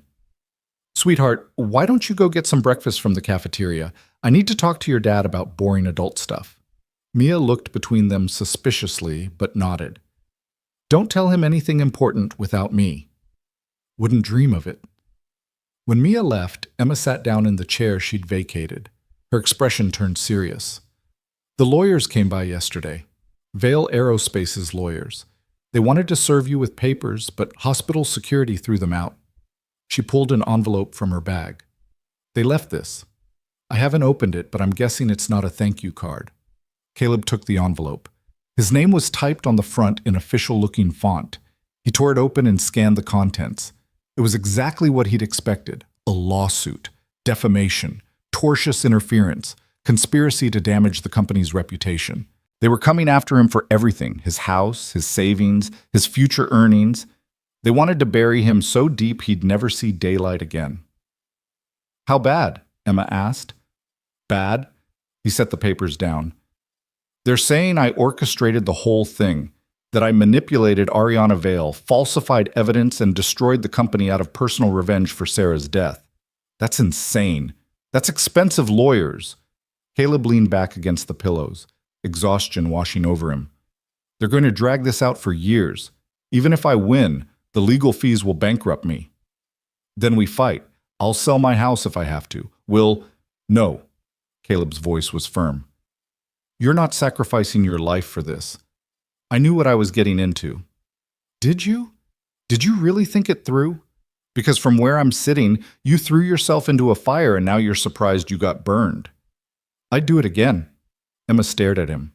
Then she shook her head, somewhere between anger and admiration. You really are Sarah's husband. She was just as stupidly brave. I miss her. I know, we all do. Emma stood up. But you're still here, and Mia still needs you. So whatever happens with these lawsuits, whatever hell Marcus Vale tries to rain down on you, you remember that. You've got people who need you alive and whole. I'll remember. She squeezed his shoulder and left. Caleb sat alone with the lawsuit papers, trying to figure out how he was going to survive the next year, let alone the next decade. Then his phone buzzed, a text from an unknown number. It's Ariana. I heard you're awake. Can I visit? He stared at the message for a long moment. Part of him wanted to say no. Wanted to keep her at arm's length, maintain the distance between the man who'd lost everything and the woman whose family had taken it. But another part, the part that had flown into a storm with her, that had watched her risk everything to save Morrison, that part knew she was fighting the same battle he was. He typed back, Room 412. She arrived 20 minutes later. Ariana looked different than the last time he'd seen her. Thinner.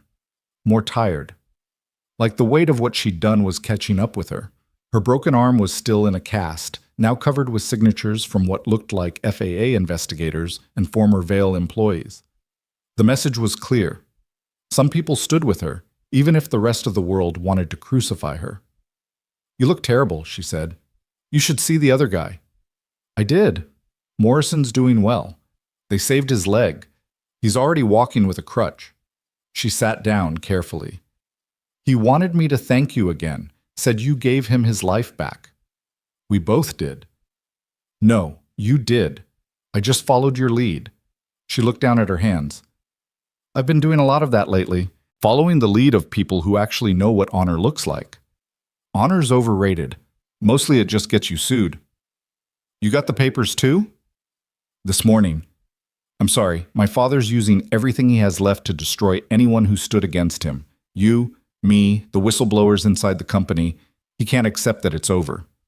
Caleb gestured at the lawsuit. "Doesn't look very over to me." "It will be. The FAA finished their investigation. They found proof of systematic negligence going back 15 years. Falsified safety reports, bribed inspectors, internal memos showing my father knew about the defects, and approved production anyway." Her voice was hollow. "He's going to prison. Real prison, not some country club. And every lawsuit he's filed is going to fall apart when the evidence goes public." "When does that happen?" "Tomorrow. They're announcing findings at a press conference." She met his eyes. "I wanted you to hear it from me first. Your wife's crash, the investigation that cleared you of pilot error, it's all being reopened. The official conclusion is going to be mechanical failure caused by corporate negligence. Your record will be cleared, your reputation restored." Caleb felt something shift in his chest. 10 years. 10 years of carrying the weight of wondering if he could have done something different, been faster, been better. 10 years of guilt and shame and the question that never stopped asking itself. Why him? "Sarah's going to be exonerated too," Ariana continued. "The report will state clearly that she died doing her job perfectly in a helicopter that was fundamentally unsafe. Her name will be cleared. Her family will be notified." She paused. "It doesn't bring her back. I know that. But at least the truth will be on record. Thank you. Don't thank me. This is the bare minimum of what I owe you. What I owe all of you." Ariana's eyes were wet. 73 people. That's how many crashes have been linked to Vale helicopters over the past 15 years. 73 people who died because my father prioritized quarterly earnings over human lives. And I didn't see it. I was so busy trying to prove I could run the company, so focused on innovation and market share, that I missed what was right in front of me. You weren't responsible for your father's choices. No, but I'm responsible for not asking harder questions, for trusting the reports he showed me instead of digging deeper. She wiped her eyes. I'm shutting it all down. Not just the helicopter division, the entire company. Every asset gets liquidated. Every penny goes into a victim's fund for the families who lost people in our crashes. Caleb stared at her. That's billions of dollars. Yes. Your entire inheritance. What inheritance? It's blood money. Every dollar was earned on the backs of people who trusted us to keep them safe. Her voice hardened. I don't want it. I don't deserve it. The families do. What about you? What happens to you after all this? I don't know. I'll figure it out. Get a job somewhere. Start over. Try to be someone who doesn't carry a body count. She looked at him. What about you? Apparently I'm going to be fighting lawsuits for the next several years. Not if I can help it. I'm testifying on your behalf. So are the FAA investigators. So is Morrison and every other pilot who's willing to stand up and say, Vale Aerospace destroyed lives. She leaned forward. You're not alone in this, Caleb. You have people who will fight for you. Why? Because you're one of the good ones. Because you pulled me out of a fire when you could have walked away. Because you risked everything to save Morrison, even though it meant flying a helicopter you knew might fail. Her voice softened. Because Sarah was right about you. You're brave in all the ways that matter. You never met Sarah. I read about her. After the crash, after I learned who you were, I read everything I could find. The articles about her work as a flight nurse, the testimonials from people she'd saved, the memorial service where 100 people showed up to say how much she mattered. Ariana smiled sadly. She sounded amazing. She was. And she loved you. That came through in every story, every photo. The way she looked at you. Ariana's expression turned wistful. I've never had that. Never had someone look at me like I was their whole world. My father looked at me like an asset. My ex-husband looked at me like a trophy. But nobody ever looked at me the way Sarah looked at you in those photos. Caleb didn't know what to say to that. The door opened. Mia came back carrying a tray with what looked like hospital breakfast for two. She stopped when she saw Ariana. Oh, hi. You're the helicopter lady. Ariana blinked. The helicopter lady? From the news. You're the one who shut down your own company because they were making dangerous helicopters.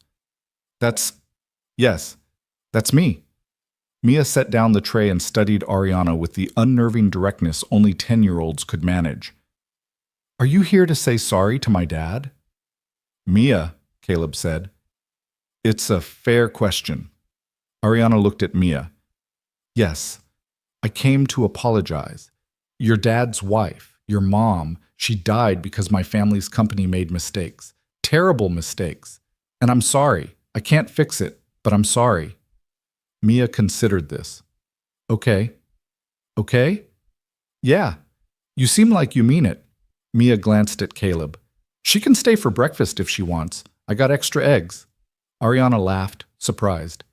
Thank you. That's very kind. They ate together, the three of them, in Caleb's hospital room. It should have been awkward, the widower, his daughter, and the woman whose family had destroyed their lives. But somehow it wasn't. Somehow it felt almost normal. Mia asked Ariana about flying, about running a company, about what it was like being on the news. Ariana answered honestly, not talking down to her, treating her like someone whose opinion mattered. Can I ask you something? Mia said eventually. Of course. Are you going to be okay? After all this? Ariana was quiet for a moment. I don't know, but I'm going to try. Good, because you seem nice, and my dad needs more nice people around. Mia looked at Caleb. He's always alone. Even when Aunt Emma and I are there, he's alone. I think he's been alone since Mom died. Mia, Caleb said again, more forcefully this time. It's true.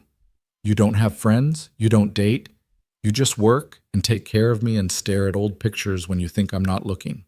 She turned back to Ariana. So if you're going to be around, that's good. He could use a friend. Ariana's eyes met Caleb's. I'd like that. If it's okay with your dad. Caleb wanted to say no. Wanted to keep the boundaries clear, keep the past in the past, keep his heart locked away where it couldn't be broken again. But Mia was right. He'd been alone for 10 years. Alone in his grief, alone in his guilt, alone in the small, quiet life he'd built to avoid getting hurt. Maybe it was time to risk getting hurt again. It's okay with me, he said. The press conference the next day made national news. Caleb watched it from his hospital bed, Mia on one side, Emma on the other. The FAA director stood at a podium, flanked by investigators and lawyers, and methodically destroyed Vail Aerospace's reputation. The defects, the cover-ups, the bribes, the 73 deaths over 15 years, Marcus Vail's arrest, the criminal charges, the civil penalties, and then near the end, they talked about Sarah. Flight nurse Sarah Rourke died in the line of duty on March 15, 2015, the director said, reading from prepared remarks. The initial investigation concluded pilot error contributed to the crash. Today, we are officially reversing that finding. The crash was caused entirely by mechanical failure resulting from a defective stabilization system. Both Sarah Rourke and pilot Caleb Rourke performed their duties with exceptional skill and professionalism. They are not at fault. Vail Aerospace is at fault, and we deeply regret that it has taken 10 years to acknowledge this truth. Mia grabbed Caleb's hand. Did you hear that, Dad? They said Mom wasn't to blame. They said you weren't to blame. Caleb couldn't speak, couldn't breathe. 10 years of weight, 10 years of guilt, 10 years of carrying a burden that was never his to carry. It all lifted at once, leaving him hollow and light and broken open in ways he didn't know how to process. Dad? He pulled Mia close, burying his face in her hair, and let himself cry for the first time since Sarah's funeral. Emma's hand found his shoulder. She'd be proud of you, so damn proud. The call started immediately after the press conference ended. Jonathan Reeves from the Denver Post, asking for an interview. National networks requesting appearances. Lawyers offering pro bono representation for the lawsuits. And dozens of messages from people Caleb had never met. Former Vail employees, families of crash victims, pilots who'd flown the defective helicopters and survived, all saying thank you. But the call that mattered most came 2 hours later. Mr. Rourke, this is Deputy Director Chen. I wanted to personally thank you for your actions during the Morrison rescue. You saved a life at considerable risk to your own. Just did what needed doing. That's not how the FAA sees it. We'd like to offer you a position. Caleb sat up straighter. A position? Senior Advisor for Aviation Safety. You'd work with our investigation teams, consult on crash analysis, help develop new safety protocols. Chen paused. We need people who understand the real-world consequences of corporate negligence. People who've lived through it and refuse to let it happen again. You're exactly the kind of person we need. I'm not an investigator. I'm just a pilot.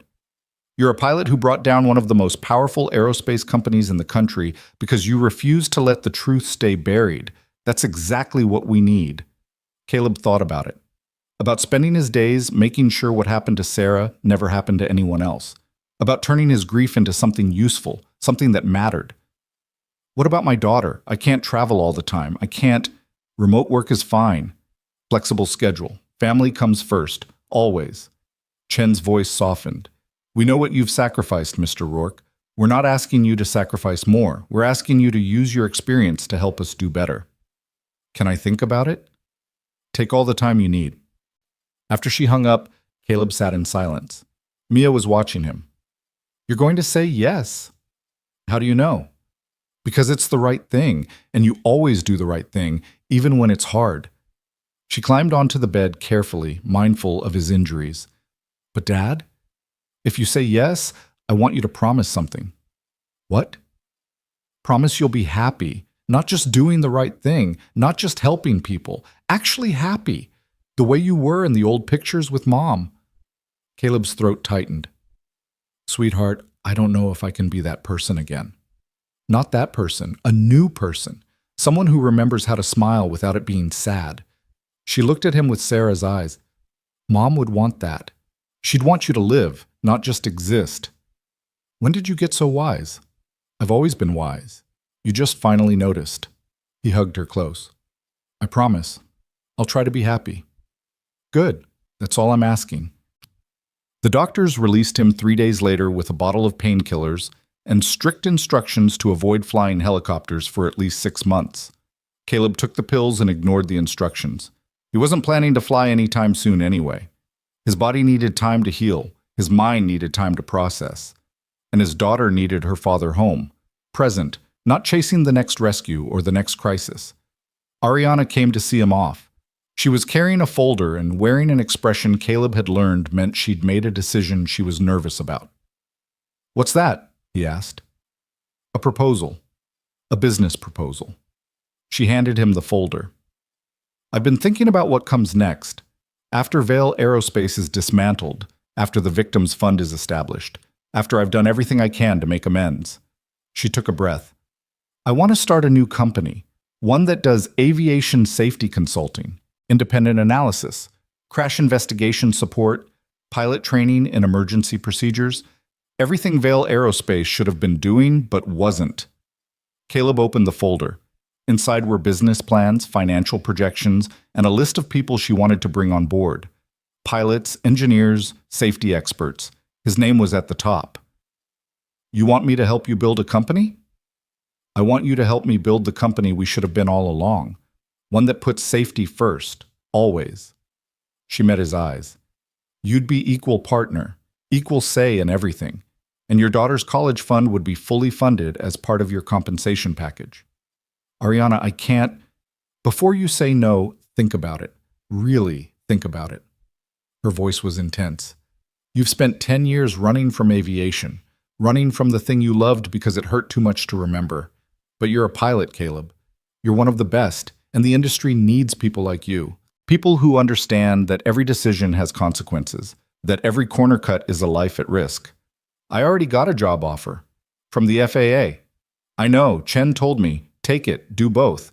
Consult for us when you're not working for them. She smiled. I'm not asking you to choose. I'm asking you to use every skill you have to make sure what happened to Sarah, what happened to Morrison, what happened to 73 people, never happens again. Caleb looked down at the folder, at the future she was offering him. It was terrifying. It was overwhelming. It was exactly the kind of impossible challenge that Sarah would have pushed him toward. I need time to think about it. Take all the time you need.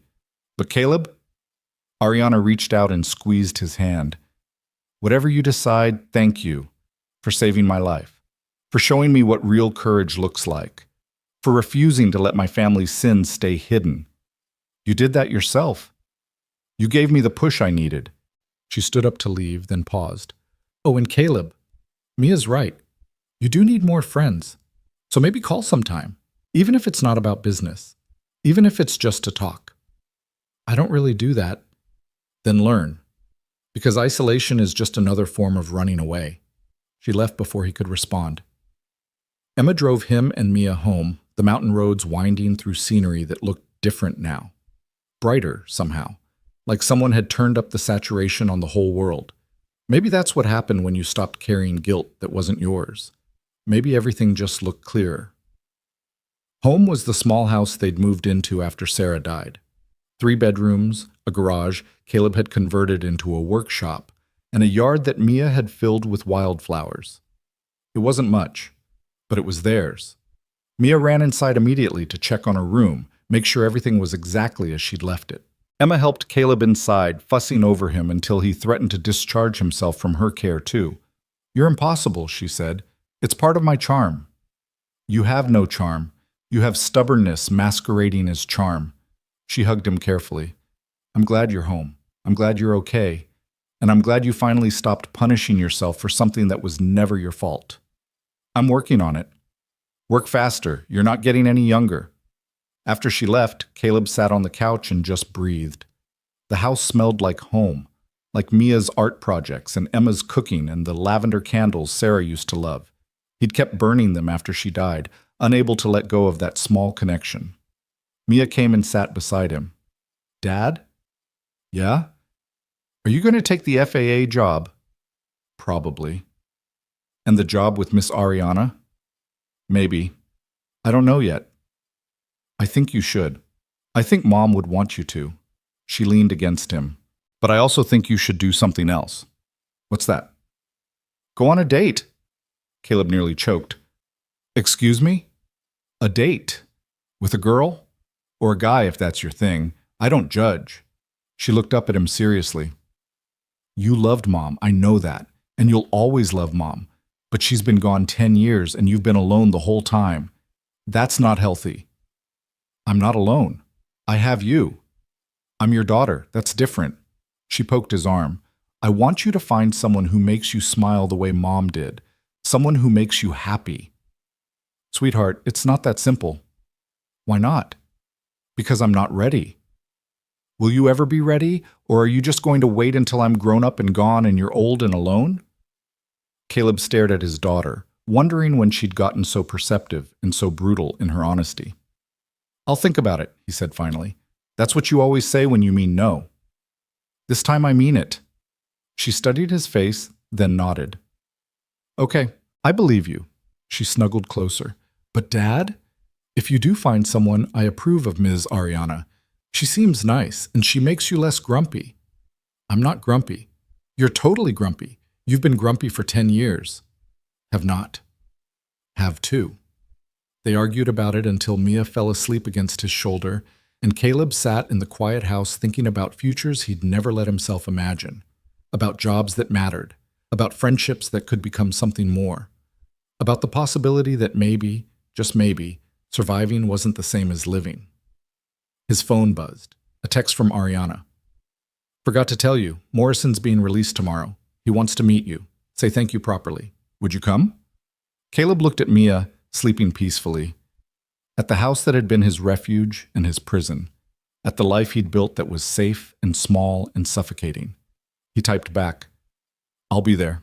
And for the first time in 10 years, he felt like he was moving forward instead of just treading water. The truth had finally won. The weight had finally lifted. and the sky, impossibly, was full of possibilities again. Morrison was waiting outside the hospital with his wife and baby when Caleb arrived. The young pilot was leaning on a crutch, his leg still in a heavy brace, but he was standing, alive, whole in the ways that mattered. When he saw Caleb, his face broke into a grin that was part relief, part disbelief, like he still couldn't quite believe any of them had survived. "Rourke?" Morrison extended his hand. "I was starting to think you were a hallucination I dreamed up in that canyon." Caleb shook it. "Nope, real and still healing, same as you." Morrison's wife stepped forward. She was young, maybe mid-20s, with tired eyes and a baby strapped to her chest. "Mr. Rourke, I'm Claire, and this is Sophie." She touched the baby's head. "I wanted to thank you for bringing him home to us. I just flew the helicopter. Ariana did the hard part. You both did the impossible." Claire's voice cracked. "When they told me David's helicopter went down, when they said no one was flying rescue because of the storm, I thought I'd lost him. I thought Sophie would grow up without her father." Tears spilled down her cheeks.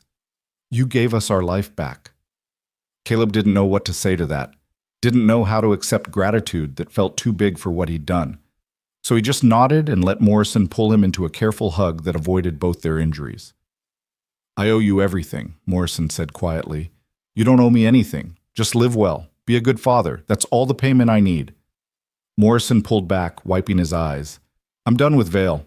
Done with helicopters for a while. Claire and I are moving back to Montana, close to her family.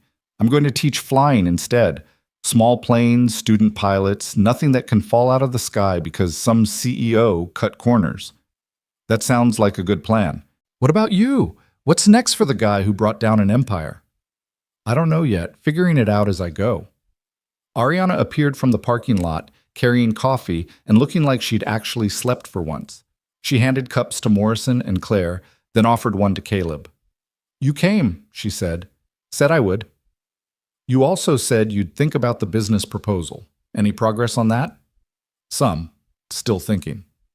"That's fair." She turned to Morrison. "How are you feeling?" "Like I got hit by a mountain, but alive, so I'll take it." Morrison's expression turned serious. "Ariana, I need to ask you something about the helicopter, about what happened up there." "Ask." "Did you know, before the crash? Did you know the system was defective?" The question hung in the air like smoke. Ariana took a breath. "I suspected. I'd been reviewing safety reports, seeing patterns I didn't like. That's why I was doing the inspection flight myself. I wanted to test the system under real conditions, see if my concerns were founded." She met Morrison's eyes. "I didn't know for certain, but I should have grounded the fleet anyway. Should have listened to my instincts instead of the engineers my father paid to tell me everything was fine. I'm sorry. I'm so sorry I let you fly a machine I had doubts about." Morrison was quiet for a moment. Then he nodded. "I appreciate the honesty, and for what it's worth, I believe you. You're not your father." "No, but I enabled him by not asking harder questions, by trusting the wrong people."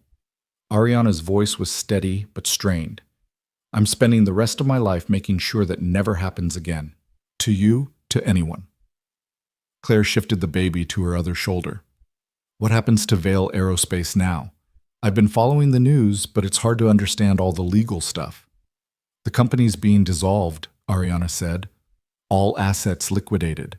The proceeds go into a victims' compensation fund for the families of everyone who died in Vale crashes over the past 15 years.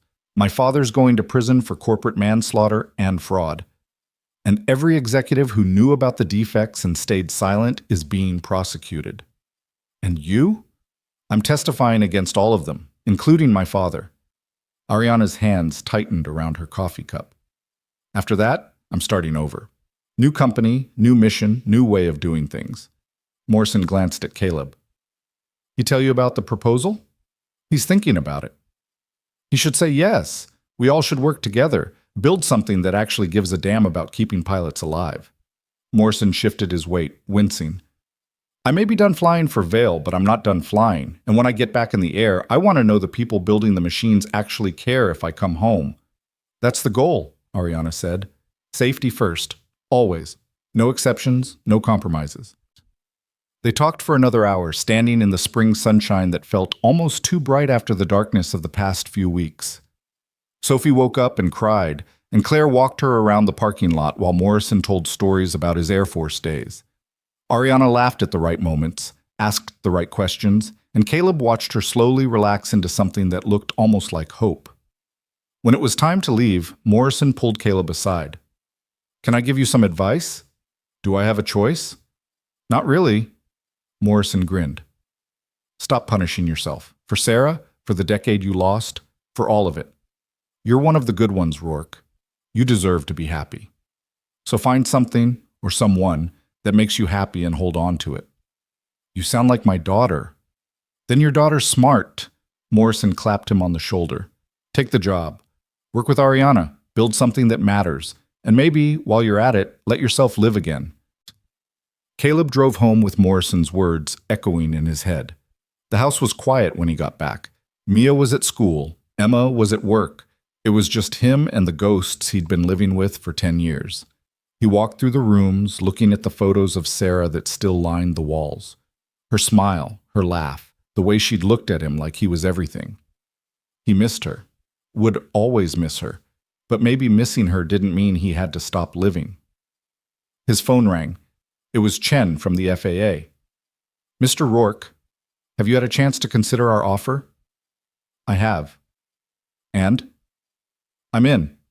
When do I start?" "As soon as you're medically cleared. We'll send over the paperwork." Chen sounded pleased. "Welcome to the team. We're glad to have you." After he hung up, Caleb sat down and pulled out the folder Ariana had given him, the business proposal for the new aviation safety company. He read through it carefully this time, paying attention to the details, the mission statement, the commitment to transparency and accountability. It was everything Vale Aerospace should have been. He picked up his phone and texted Ariana. "I'm in for your company too. Let's build something that keeps people alive." Her response came immediately. "Thank you. You won't regret this." Then another message. "Dinner tonight? To celebrate? I know a place, nothing fancy, just good food and better company." Caleb stared at the message. It wasn't a date. She wasn't asking for a date. It was just dinner. Business partners celebrating a new venture. Completely professional, completely innocent. Except it didn't feel innocent. It felt like possibility. He thought about Mia's words, about Morrison's advice, about Sarah and the way she'd always pushed him to be braver than he thought he could be. He typed back, "What time?" Spring turned into summer with the kind of swiftness that only happened when your life was actually moving forward instead of standing still. Caleb started with the FAA in June, consulting on crash investigations and safety protocols. The work was hard, often heartbreaking, but it mattered. Every report he wrote, every recommendation he made, was a chance to prevent the next tragedy. To make sure some other pilot didn't lose the person they loved because someone decided profit mattered more than safety. The lawsuits from Vale's remaining stakeholders were dismissed when the criminal evidence went public. Marcus Vale was sentenced to 20 years in federal prison. 3 executives got 10 years each. A dozen more took plea deals in exchange for testimony. The company that had once been worth billions was dismantled piece by piece, its assets sold off to fund compensation for the victims' families. Sarah's family received a settlement. So did the families of the 72 others who died in Vale crashes. It didn't bring anyone back. But it was acknowledgement. It was justice, imperfect and late, but real. Through it all, Ariana worked tirelessly to build something better. The new company was called Horizon Safety Group. The name was Caleb's suggestion. A horizon was possibility. A horizon was the future. And safety was the promise they made to every pilot, every passenger, every family that trusted them. They hired the best engineers, the ones who'd been silenced at Vale for raising concerns. They brought in independent consultants, former FAA investigators, pilots who'd survived crashes and understood viscerally what failure meant. And they built systems with redundancy and transparency, where every decision was documented, every concern was investigated, and cutting corners wasn't just discouraged, it was impossible. Caleb and Ariana worked together constantly, planning meetings, safety reviews, site visits to manufacturers. They argued about protocols and procedures, pushed each other to think harder and demand better, and slowly, carefully, became friends. It wasn't dramatic. There was no moment when everything changed. Just a gradual shifting of boundaries, a slow erosion of the walls Caleb had built around himself. Dinner after work became regular. Coffee meetings turned into conversations that had nothing to do with business. And somewhere along the way, Caleb realized he was looking forward to seeing her, not because they had work to discuss, just because she was easy to be around, because she understood loss and guilt and the complicated work of rebuilding yourself after everything falls apart. Mia noticed, of course. "You smile more when Ms. Ariana call," she said one evening while they were making dinner. "Do not. Do too, and you dress nicer on days you're meeting with her. That's just professional." "Uh-huh, professional." Mia grinned. "It's okay, Dad. I told you I approved." "There's nothing to approve. We're business partners. Business partners who have dinner together 3 times a week. We're discussing safety protocols." "For 6 hours?" Caleb threw a dish towel at her. "You're impossible." "I'm observant. There's a difference." She caught the towel and tossed it back. "But seriously, Dad, if you like her, it's okay. You're allowed to like someone. Mom would want you to." "How do you know what Mom would want?" "Because she loved you, and people who love someone want them to be happy, even after they're gone." Mia's voice was matter of fact. "Mom's been gone 10 years. That's most of my life. I barely remember her except through stories and pictures. But you remember everything, and you've been so sad for so long." She looked at him with eyes too old for 10. "You're less sad now, and I think Ms. Ariana is part of that." Caleb's throat tightened. "When did you get so wise?" "Been wise forever." "You just finally started listening." The conversation he'd been avoiding happened in September. They were at a construction site, overseeing the build-out of Horizon's first dedicated testing facility. The building was going up fast, all steel and glass and clean lines, a hangar for prototypes, labs for component testing, offices for the growing team. It was real. It was happening. The dream they'd built in hospital rooms and late-night phone calls was becoming solid and tangible. Ariana stood at the edge of the site, looking at the steel framework against the sunset. Her broken arm had healed months ago, but she still rubbed it absently sometimes, like she was checking to make sure it was real. "I want to name it after her," she said quietly. Caleb came to stand beside her. "Name what?" "The first helicopter we certify. The one that passes every test, meets every standard, proves that we can do this right." She turned to look at him. "I want to call it the Sarah 1, if that's okay with you." Caleb felt something break open in his chest. "Ariana, she deserves to be remembered, not as a victim, but as the reason we're doing this. The reason we're refusing to compromise, refusing to cut corners, refusing to let profit matter more than lives." Ariana's eyes were bright. "Every pilot who flies that helicopter, every person who trusts us to keep them safe, they'll know her name. They'll know she mattered. It's too much. It's not enough. It'll never be enough. But it's what I can give." She reached out and took his hand. "Say yes, please." Caleb looked at their joined hands, at the woman who'd testified against her own father, who'd destroyed her family legacy because it was the right thing to do, who'd spent 6 months building something good from the ruins of something terrible. "Mia would love it," he said finally. "She barely remembers Sarah, but she'd love knowing her mom's name is on something that saves lives." "Then it's decided." Ariana squeezed his hand. "The Sarah 1, first of many."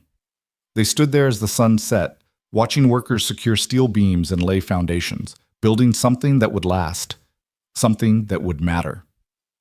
"Can I ask you something?" Ariana said. "Sure. What are we doing?" "Building a safety testing facility?" "That's not what I mean." She turned to face him fully. "What are we doing, you and me? This thing between us that we both keep pretending is just business and friendship, when we both know it's more." Caleb's heart started hammering. "Ariana, I'm not asking for promises. I'm not asking for anything you're not ready to give. But I need to know if I'm imagining this. If it's just me hoping for something that isn't there, or if you feel it too." He could lie. Could say it was just friendship, just professional respect, just two people bound together by tragedy and obligation. Could keep the walls up, keep himself safe, keep the possibility of loss at bay. Or he could be brave. I feel it too, he said quietly. I felt it since the hospital. Maybe before. I don't know. He took a breath. But I'm scared. I'm scared of betraying Sarah's memory. I'm scared of letting someone in and losing them again. I'm scared that if I'm happy, it means I've forgotten her. You'll never forget her, Ariana said. She's part of you, part of Mia, part of everything good about who you are. She stepped closer. But Caleb, you're allowed to have a future too. You're allowed to be happy. Sarah would want that for you. That's what everyone keeps saying. Because it's true. Ariana's voice was gentle. I'm not trying to replace her. I could never replace her. I'm just asking if maybe there's room for something new, something different, something that honors the past but doesn't live there. Caleb looked at her, really looked, at the woman who'd risked everything for the truth, who'd sat with him through depositions and testimony and the slow, painful work of justice, who made him laugh when he forgot how, who understood guilt and loss and the complicated math of moving forward. I don't know how to do this, he said. Neither do I. We'll figure it out together. She smiled. We're good at that. He kissed her there on the construction site, with workers whistling and the sun painting everything gold. It wasn't perfect. His ribs still hurt when he moved wrong. Her arm still ached when it rained. They were both broken in ways that would never fully heal, but they were alive. And alive meant possibility. When he pulled back, Ariana was crying. Okay? He asked. Better than okay. She laughed through the tears. I've wanted to do that for months. Why didn't you? Because you needed time. Because I didn't want to push. Because I was terrified you'd say no. She touched his face. I'm still terrified, honestly. This is all so new and fragile, and what if I mess it up? What if I'm not enough? What if... He kissed her again, softer this time. Stop overthinking, he said. Just be here. We'll figure out the rest. They held each other as the sun finished setting and the construction lights came on, illuminating the skeleton of what they were building. A facility, a company. A future that looked nothing like either of them had planned, but might be exactly what they needed. The opening ceremony happened in March, exactly 10 years after Sarah's death. The timing was intentional, a memorial and a beginning all at once. They'd invited everyone who mattered, the FAA officials who'd supported the investigation, the engineers who'd testified against Vail, the families of crash victims, Morrison and his wife and baby Sophie, now toddling around and getting into everything, and Mia, wearing a dress Sarah had bought her years ago that she'd finally grown into. The hangar was massive, big enough for 3 helicopters with room for testing equipment and observation platforms. The walls were lined with photos, the 73 people who died in Vail crashes, their names, their faces, the lives they'd lived. Sarah's photo was in the center, smiling that smile that used to light up Caleb's whole world. Ariana stood at a podium, looking out at the assembled crowd. She was wearing a simple black suit, her hair pulled back, her face composed, but her hands shaking slightly. 10 years ago, she began, my father's company made a choice. They chose profit over safety. They chose quarterly earnings over human lives. They chose to cover up defects rather than fix them. And 73 people died because of those choices. The crowd was silent. Among those 73 was Sarah Rourke, a flight nurse, a wife, a mother, a hero who spent her career saving lives and died because the people she trusted to keep her safe prioritized money over her safety. Ariana's voice strengthened. I can't bring her back. I can't undo the damage my family's company caused. But I can make sure it never happens again. She gestured to the hangar behind her. This facility represents a new way of doing things. Every helicopter tested here will meet the highest safety standards. Every component will be verified independently. Every concern will be investigated thoroughly. And every decision will be made with one question in mind. Would I trust this machine with the life of someone I love? Ariana looked at Caleb, then at Mia. Sarah Rourke died 10 years ago. But her legacy lives on in this building, in this work, in the commitment we're making today. Every pilot who flies a helicopter certified by Horizon Safety Group will owe their safety to her memory, to the standards she deserves, to the world she would have wanted us to build. She paused, composing herself. We're naming our first certified helicopter the Sarah 1. It's already in testing, and when it passes, and it will pass, it'll be the safest helicopter ever built, not just better than Vale, better than anything that's ever flown. Applause started, scattered at first, then building. Ariana raised her hand for quiet. But before we celebrate, I want to acknowledge the man who made this possible. Caleb Rourke lost his wife to my family's negligence. He had every reason to walk away, to take the settlement money, to let the past stay buried. Instead, he fought. He risked everything, his safety, his reputation, his life, to make sure the truth came out. And then he helped me build something better from the ruins. She looked directly at him. Caleb, would you join me? He wasn't expecting that, wasn't prepared, but Mia pushed him forward, and suddenly he was standing next to Ariana in front of everyone who'd been touched by Vale's failures. I don't have a speech, he said. Then just speak from the heart. Caleb looked out at the crowd, at the faces of people who'd lost loved ones, at Morrison, who owed his life to a storm rescue, at the engineers who'd found the courage to testify, at Mia, watching him with Sarah's eyes. 10 years ago, I lost my wife, he said quietly, and I spent a decade wondering why I survived when she didn't, wondering what I could have done differently, wondering if I deserved to be the one who walked away. His voice caught. The FAA investigation told me it wasn't my fault. Told me the system was defective, the crash was inevitable, I did everything right. But knowing something intellectually and feeling it in your bones are different things. I didn't feel innocent, I felt guilty. And that guilt almost destroyed me. He looked at Ariana.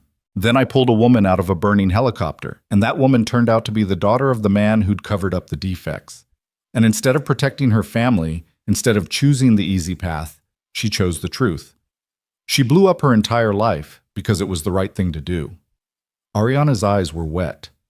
She showed me that guilt and responsibility aren't the same thing, that surviving doesn't mean you don't deserve to live, that sometimes the only way to honor the past is to build a better future.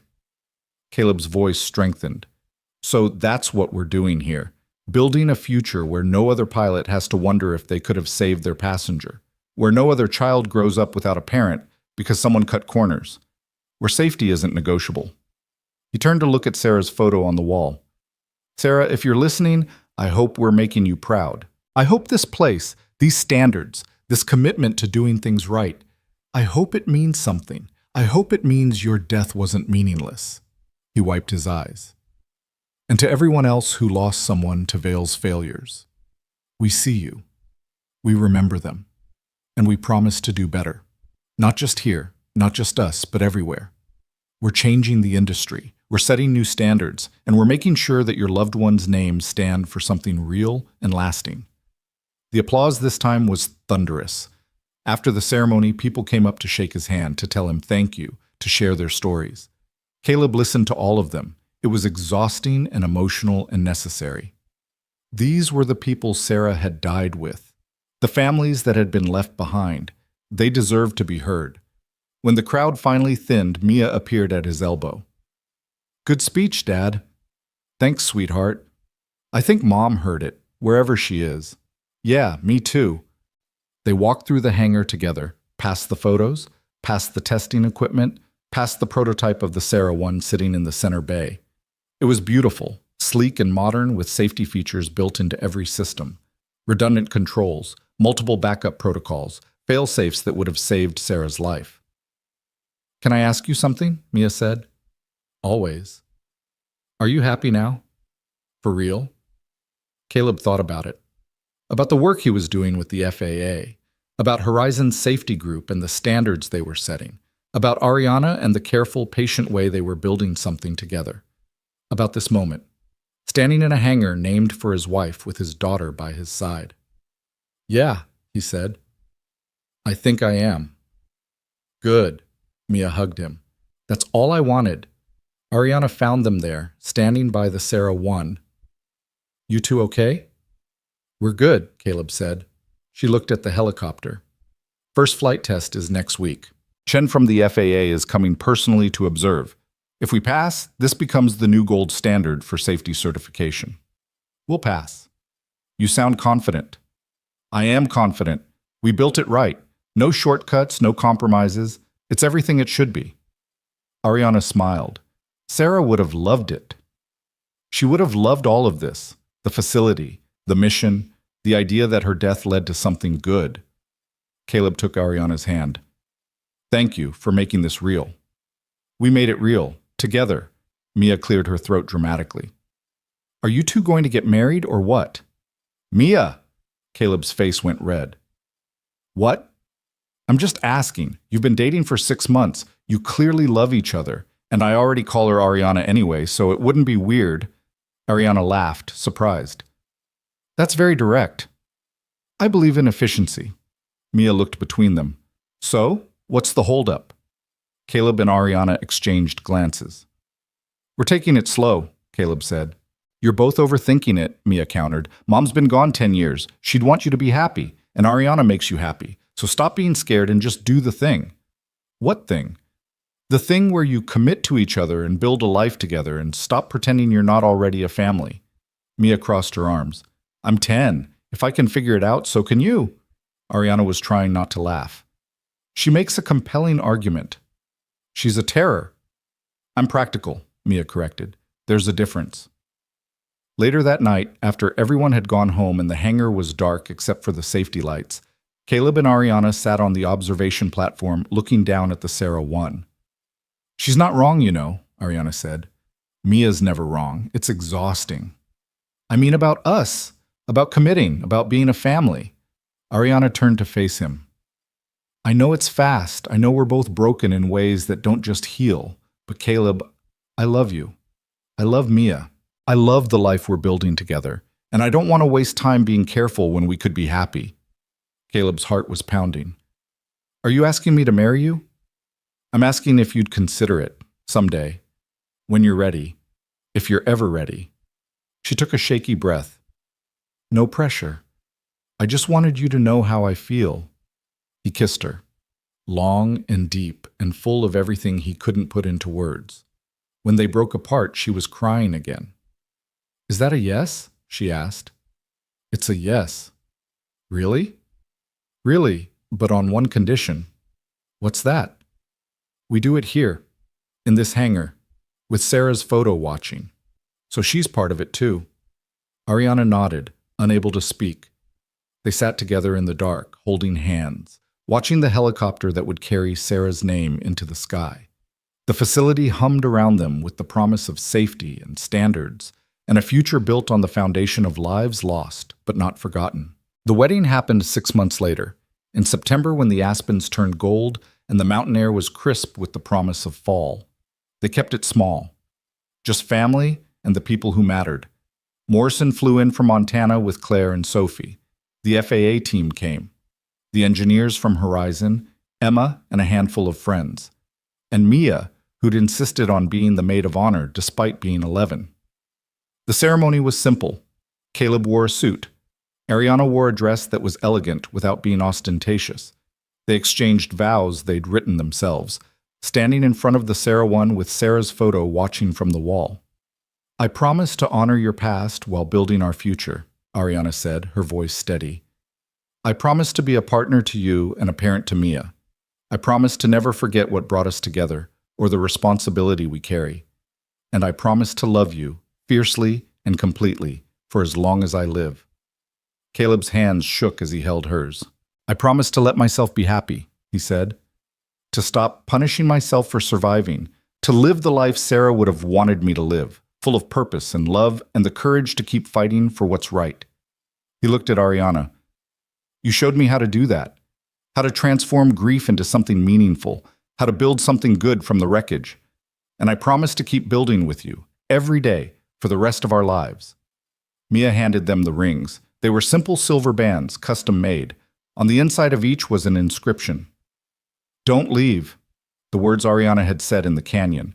The words Caleb had refused to obey. The promise they were making to each other now to stay, to fight, to live. They kissed, and everyone applauded, and for a moment, everything was perfect. Afterward, they had dinner in the hangar. Long tables covered in white cloth, food from local restaurants, and speeches that were funny and tearful by turns. Morrison talked about the rescue. Emma talked about watching Caleb come back to life. Mia gave a speech that had everyone crying. "My mom died before I could really know her," she said, "but my dad made sure I knew her anyway, through stories and photos and the way he lived his life trying to honor her memory. And now Ariana's going to be part of that too, part of keeping Mom's memory alive, part of making sure the world is better because of what happened." She looked at Caleb and Ariana. "I'm really glad you found each other. I'm really glad we're a family now. And I think Mom's glad too. Wherever she is, I think she's happy that Dad found someone who loves him as much as she did." There wasn't a dry eye in the hangar. As the sun set, Caleb found himself standing alone by Sarah's photo. Ariana was dancing with Mia. Morrison was telling stories that had people laughing. The hangar was full of life and joy and the promise of better days. "I hope this is okay," he said quietly to the photo. "I hope you understand. I'll never stop loving you. But I have to keep living, for Mia, for me, for everyone we're trying to protect." The photo didn't answer, but somehow, standing there in the facility they'd built in her name, with the helicopter that carried her legacy ready for its first commercial flight, Caleb felt at peace. He'd done what he promised. He'd fought for the truth. He'd made sure her death meant something. And now, he was learning to live again. Ariana came to stand beside him. "You okay?" "Yeah, just saying goodbye." "You don't have to say goodbye." "I know, but I need to. She's always going to be part of me, part of us. But she's not the future. We are." He took Ariana's hand, and I'm ready for that. For the first time in 10 years, I'm really ready. They walked back to the party together, to the family they'd built from tragedy and fire and the refusal to let good people die for bad reasons. The Sarah 1 took its first commercial flight 3 months later. It was a medical transport carrying a critical patient from a rural hospital to a trauma center. The same kind of flight Sarah had died on. The same conditions, bad weather, high altitude, the ever-present risk that something might fail. But nothing failed. The helicopter performed flawlessly. Every system worked exactly as designed. The patient reached the hospital safely, and the pilot, a woman named Jennifer, who'd lost her brother in a Vail crash, sent a message afterward. "Thank you for making this machine right, for caring enough to do it properly. I felt safe up there. Really safe. And that's a gift you gave me and every pilot who'll ever fly this helicopter." The message went viral. Within a year, Horizon Safety Group was certifying helicopters for 3 major manufacturers. Within 2 years, they'd expanded into fixed-wing aircraft. And within 5 years, they'd changed the entire industry's approach to safety, forcing companies to prioritize lives over profits or lose their certification. Marcus Vail died in prison, unrepentant to the end, but his legacy was buried under the weight of the good work his daughter had built from his ruins. Caleb continued consulting for the FAA while helping run Horizon. He testified before Congress about aviation safety.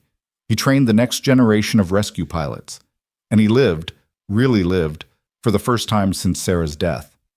Ariana ran Horizon with integrity and fierce determination, building a reputation as someone who couldn't be bought or intimidated.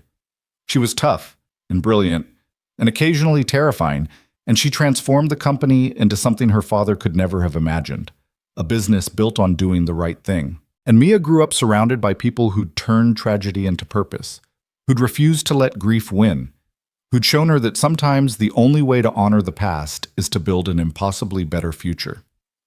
On the 10th anniversary of the hangar's opening, they held a memorial service. All 73 names were read aloud. All 73 photos stayed on the wall. And in the center bay, the Sarah 1 sat gleaming, ready for its 1,000th safe flight. Caleb stood with his arm around Ariana, Mia on his other side, taller now, almost as tall as Sarah had been, with her mother's eyes and her father's stubborn determination. "You did good, Dad," Mia said. "We did good," he corrected. "All of us." "Yeah, we did." They stood together, 3 people bound by loss and love, and the hard work of making sure no one else had to carry the same burden. The mountain wind whispered through the open hangar doors. The helicopter's rotors gleamed in the afternoon sun. And somewhere, maybe, Sarah was watching and smiling, proud of the man she'd married, the daughter they'd made together, and the family he'd found the courage to build after she was gone. Caleb had stayed in the fire. He'd stayed in the storm. And he'd stayed in life when every instinct told him to retreat into grief and guilt and the safety of standing still. It was enough. It was more than enough.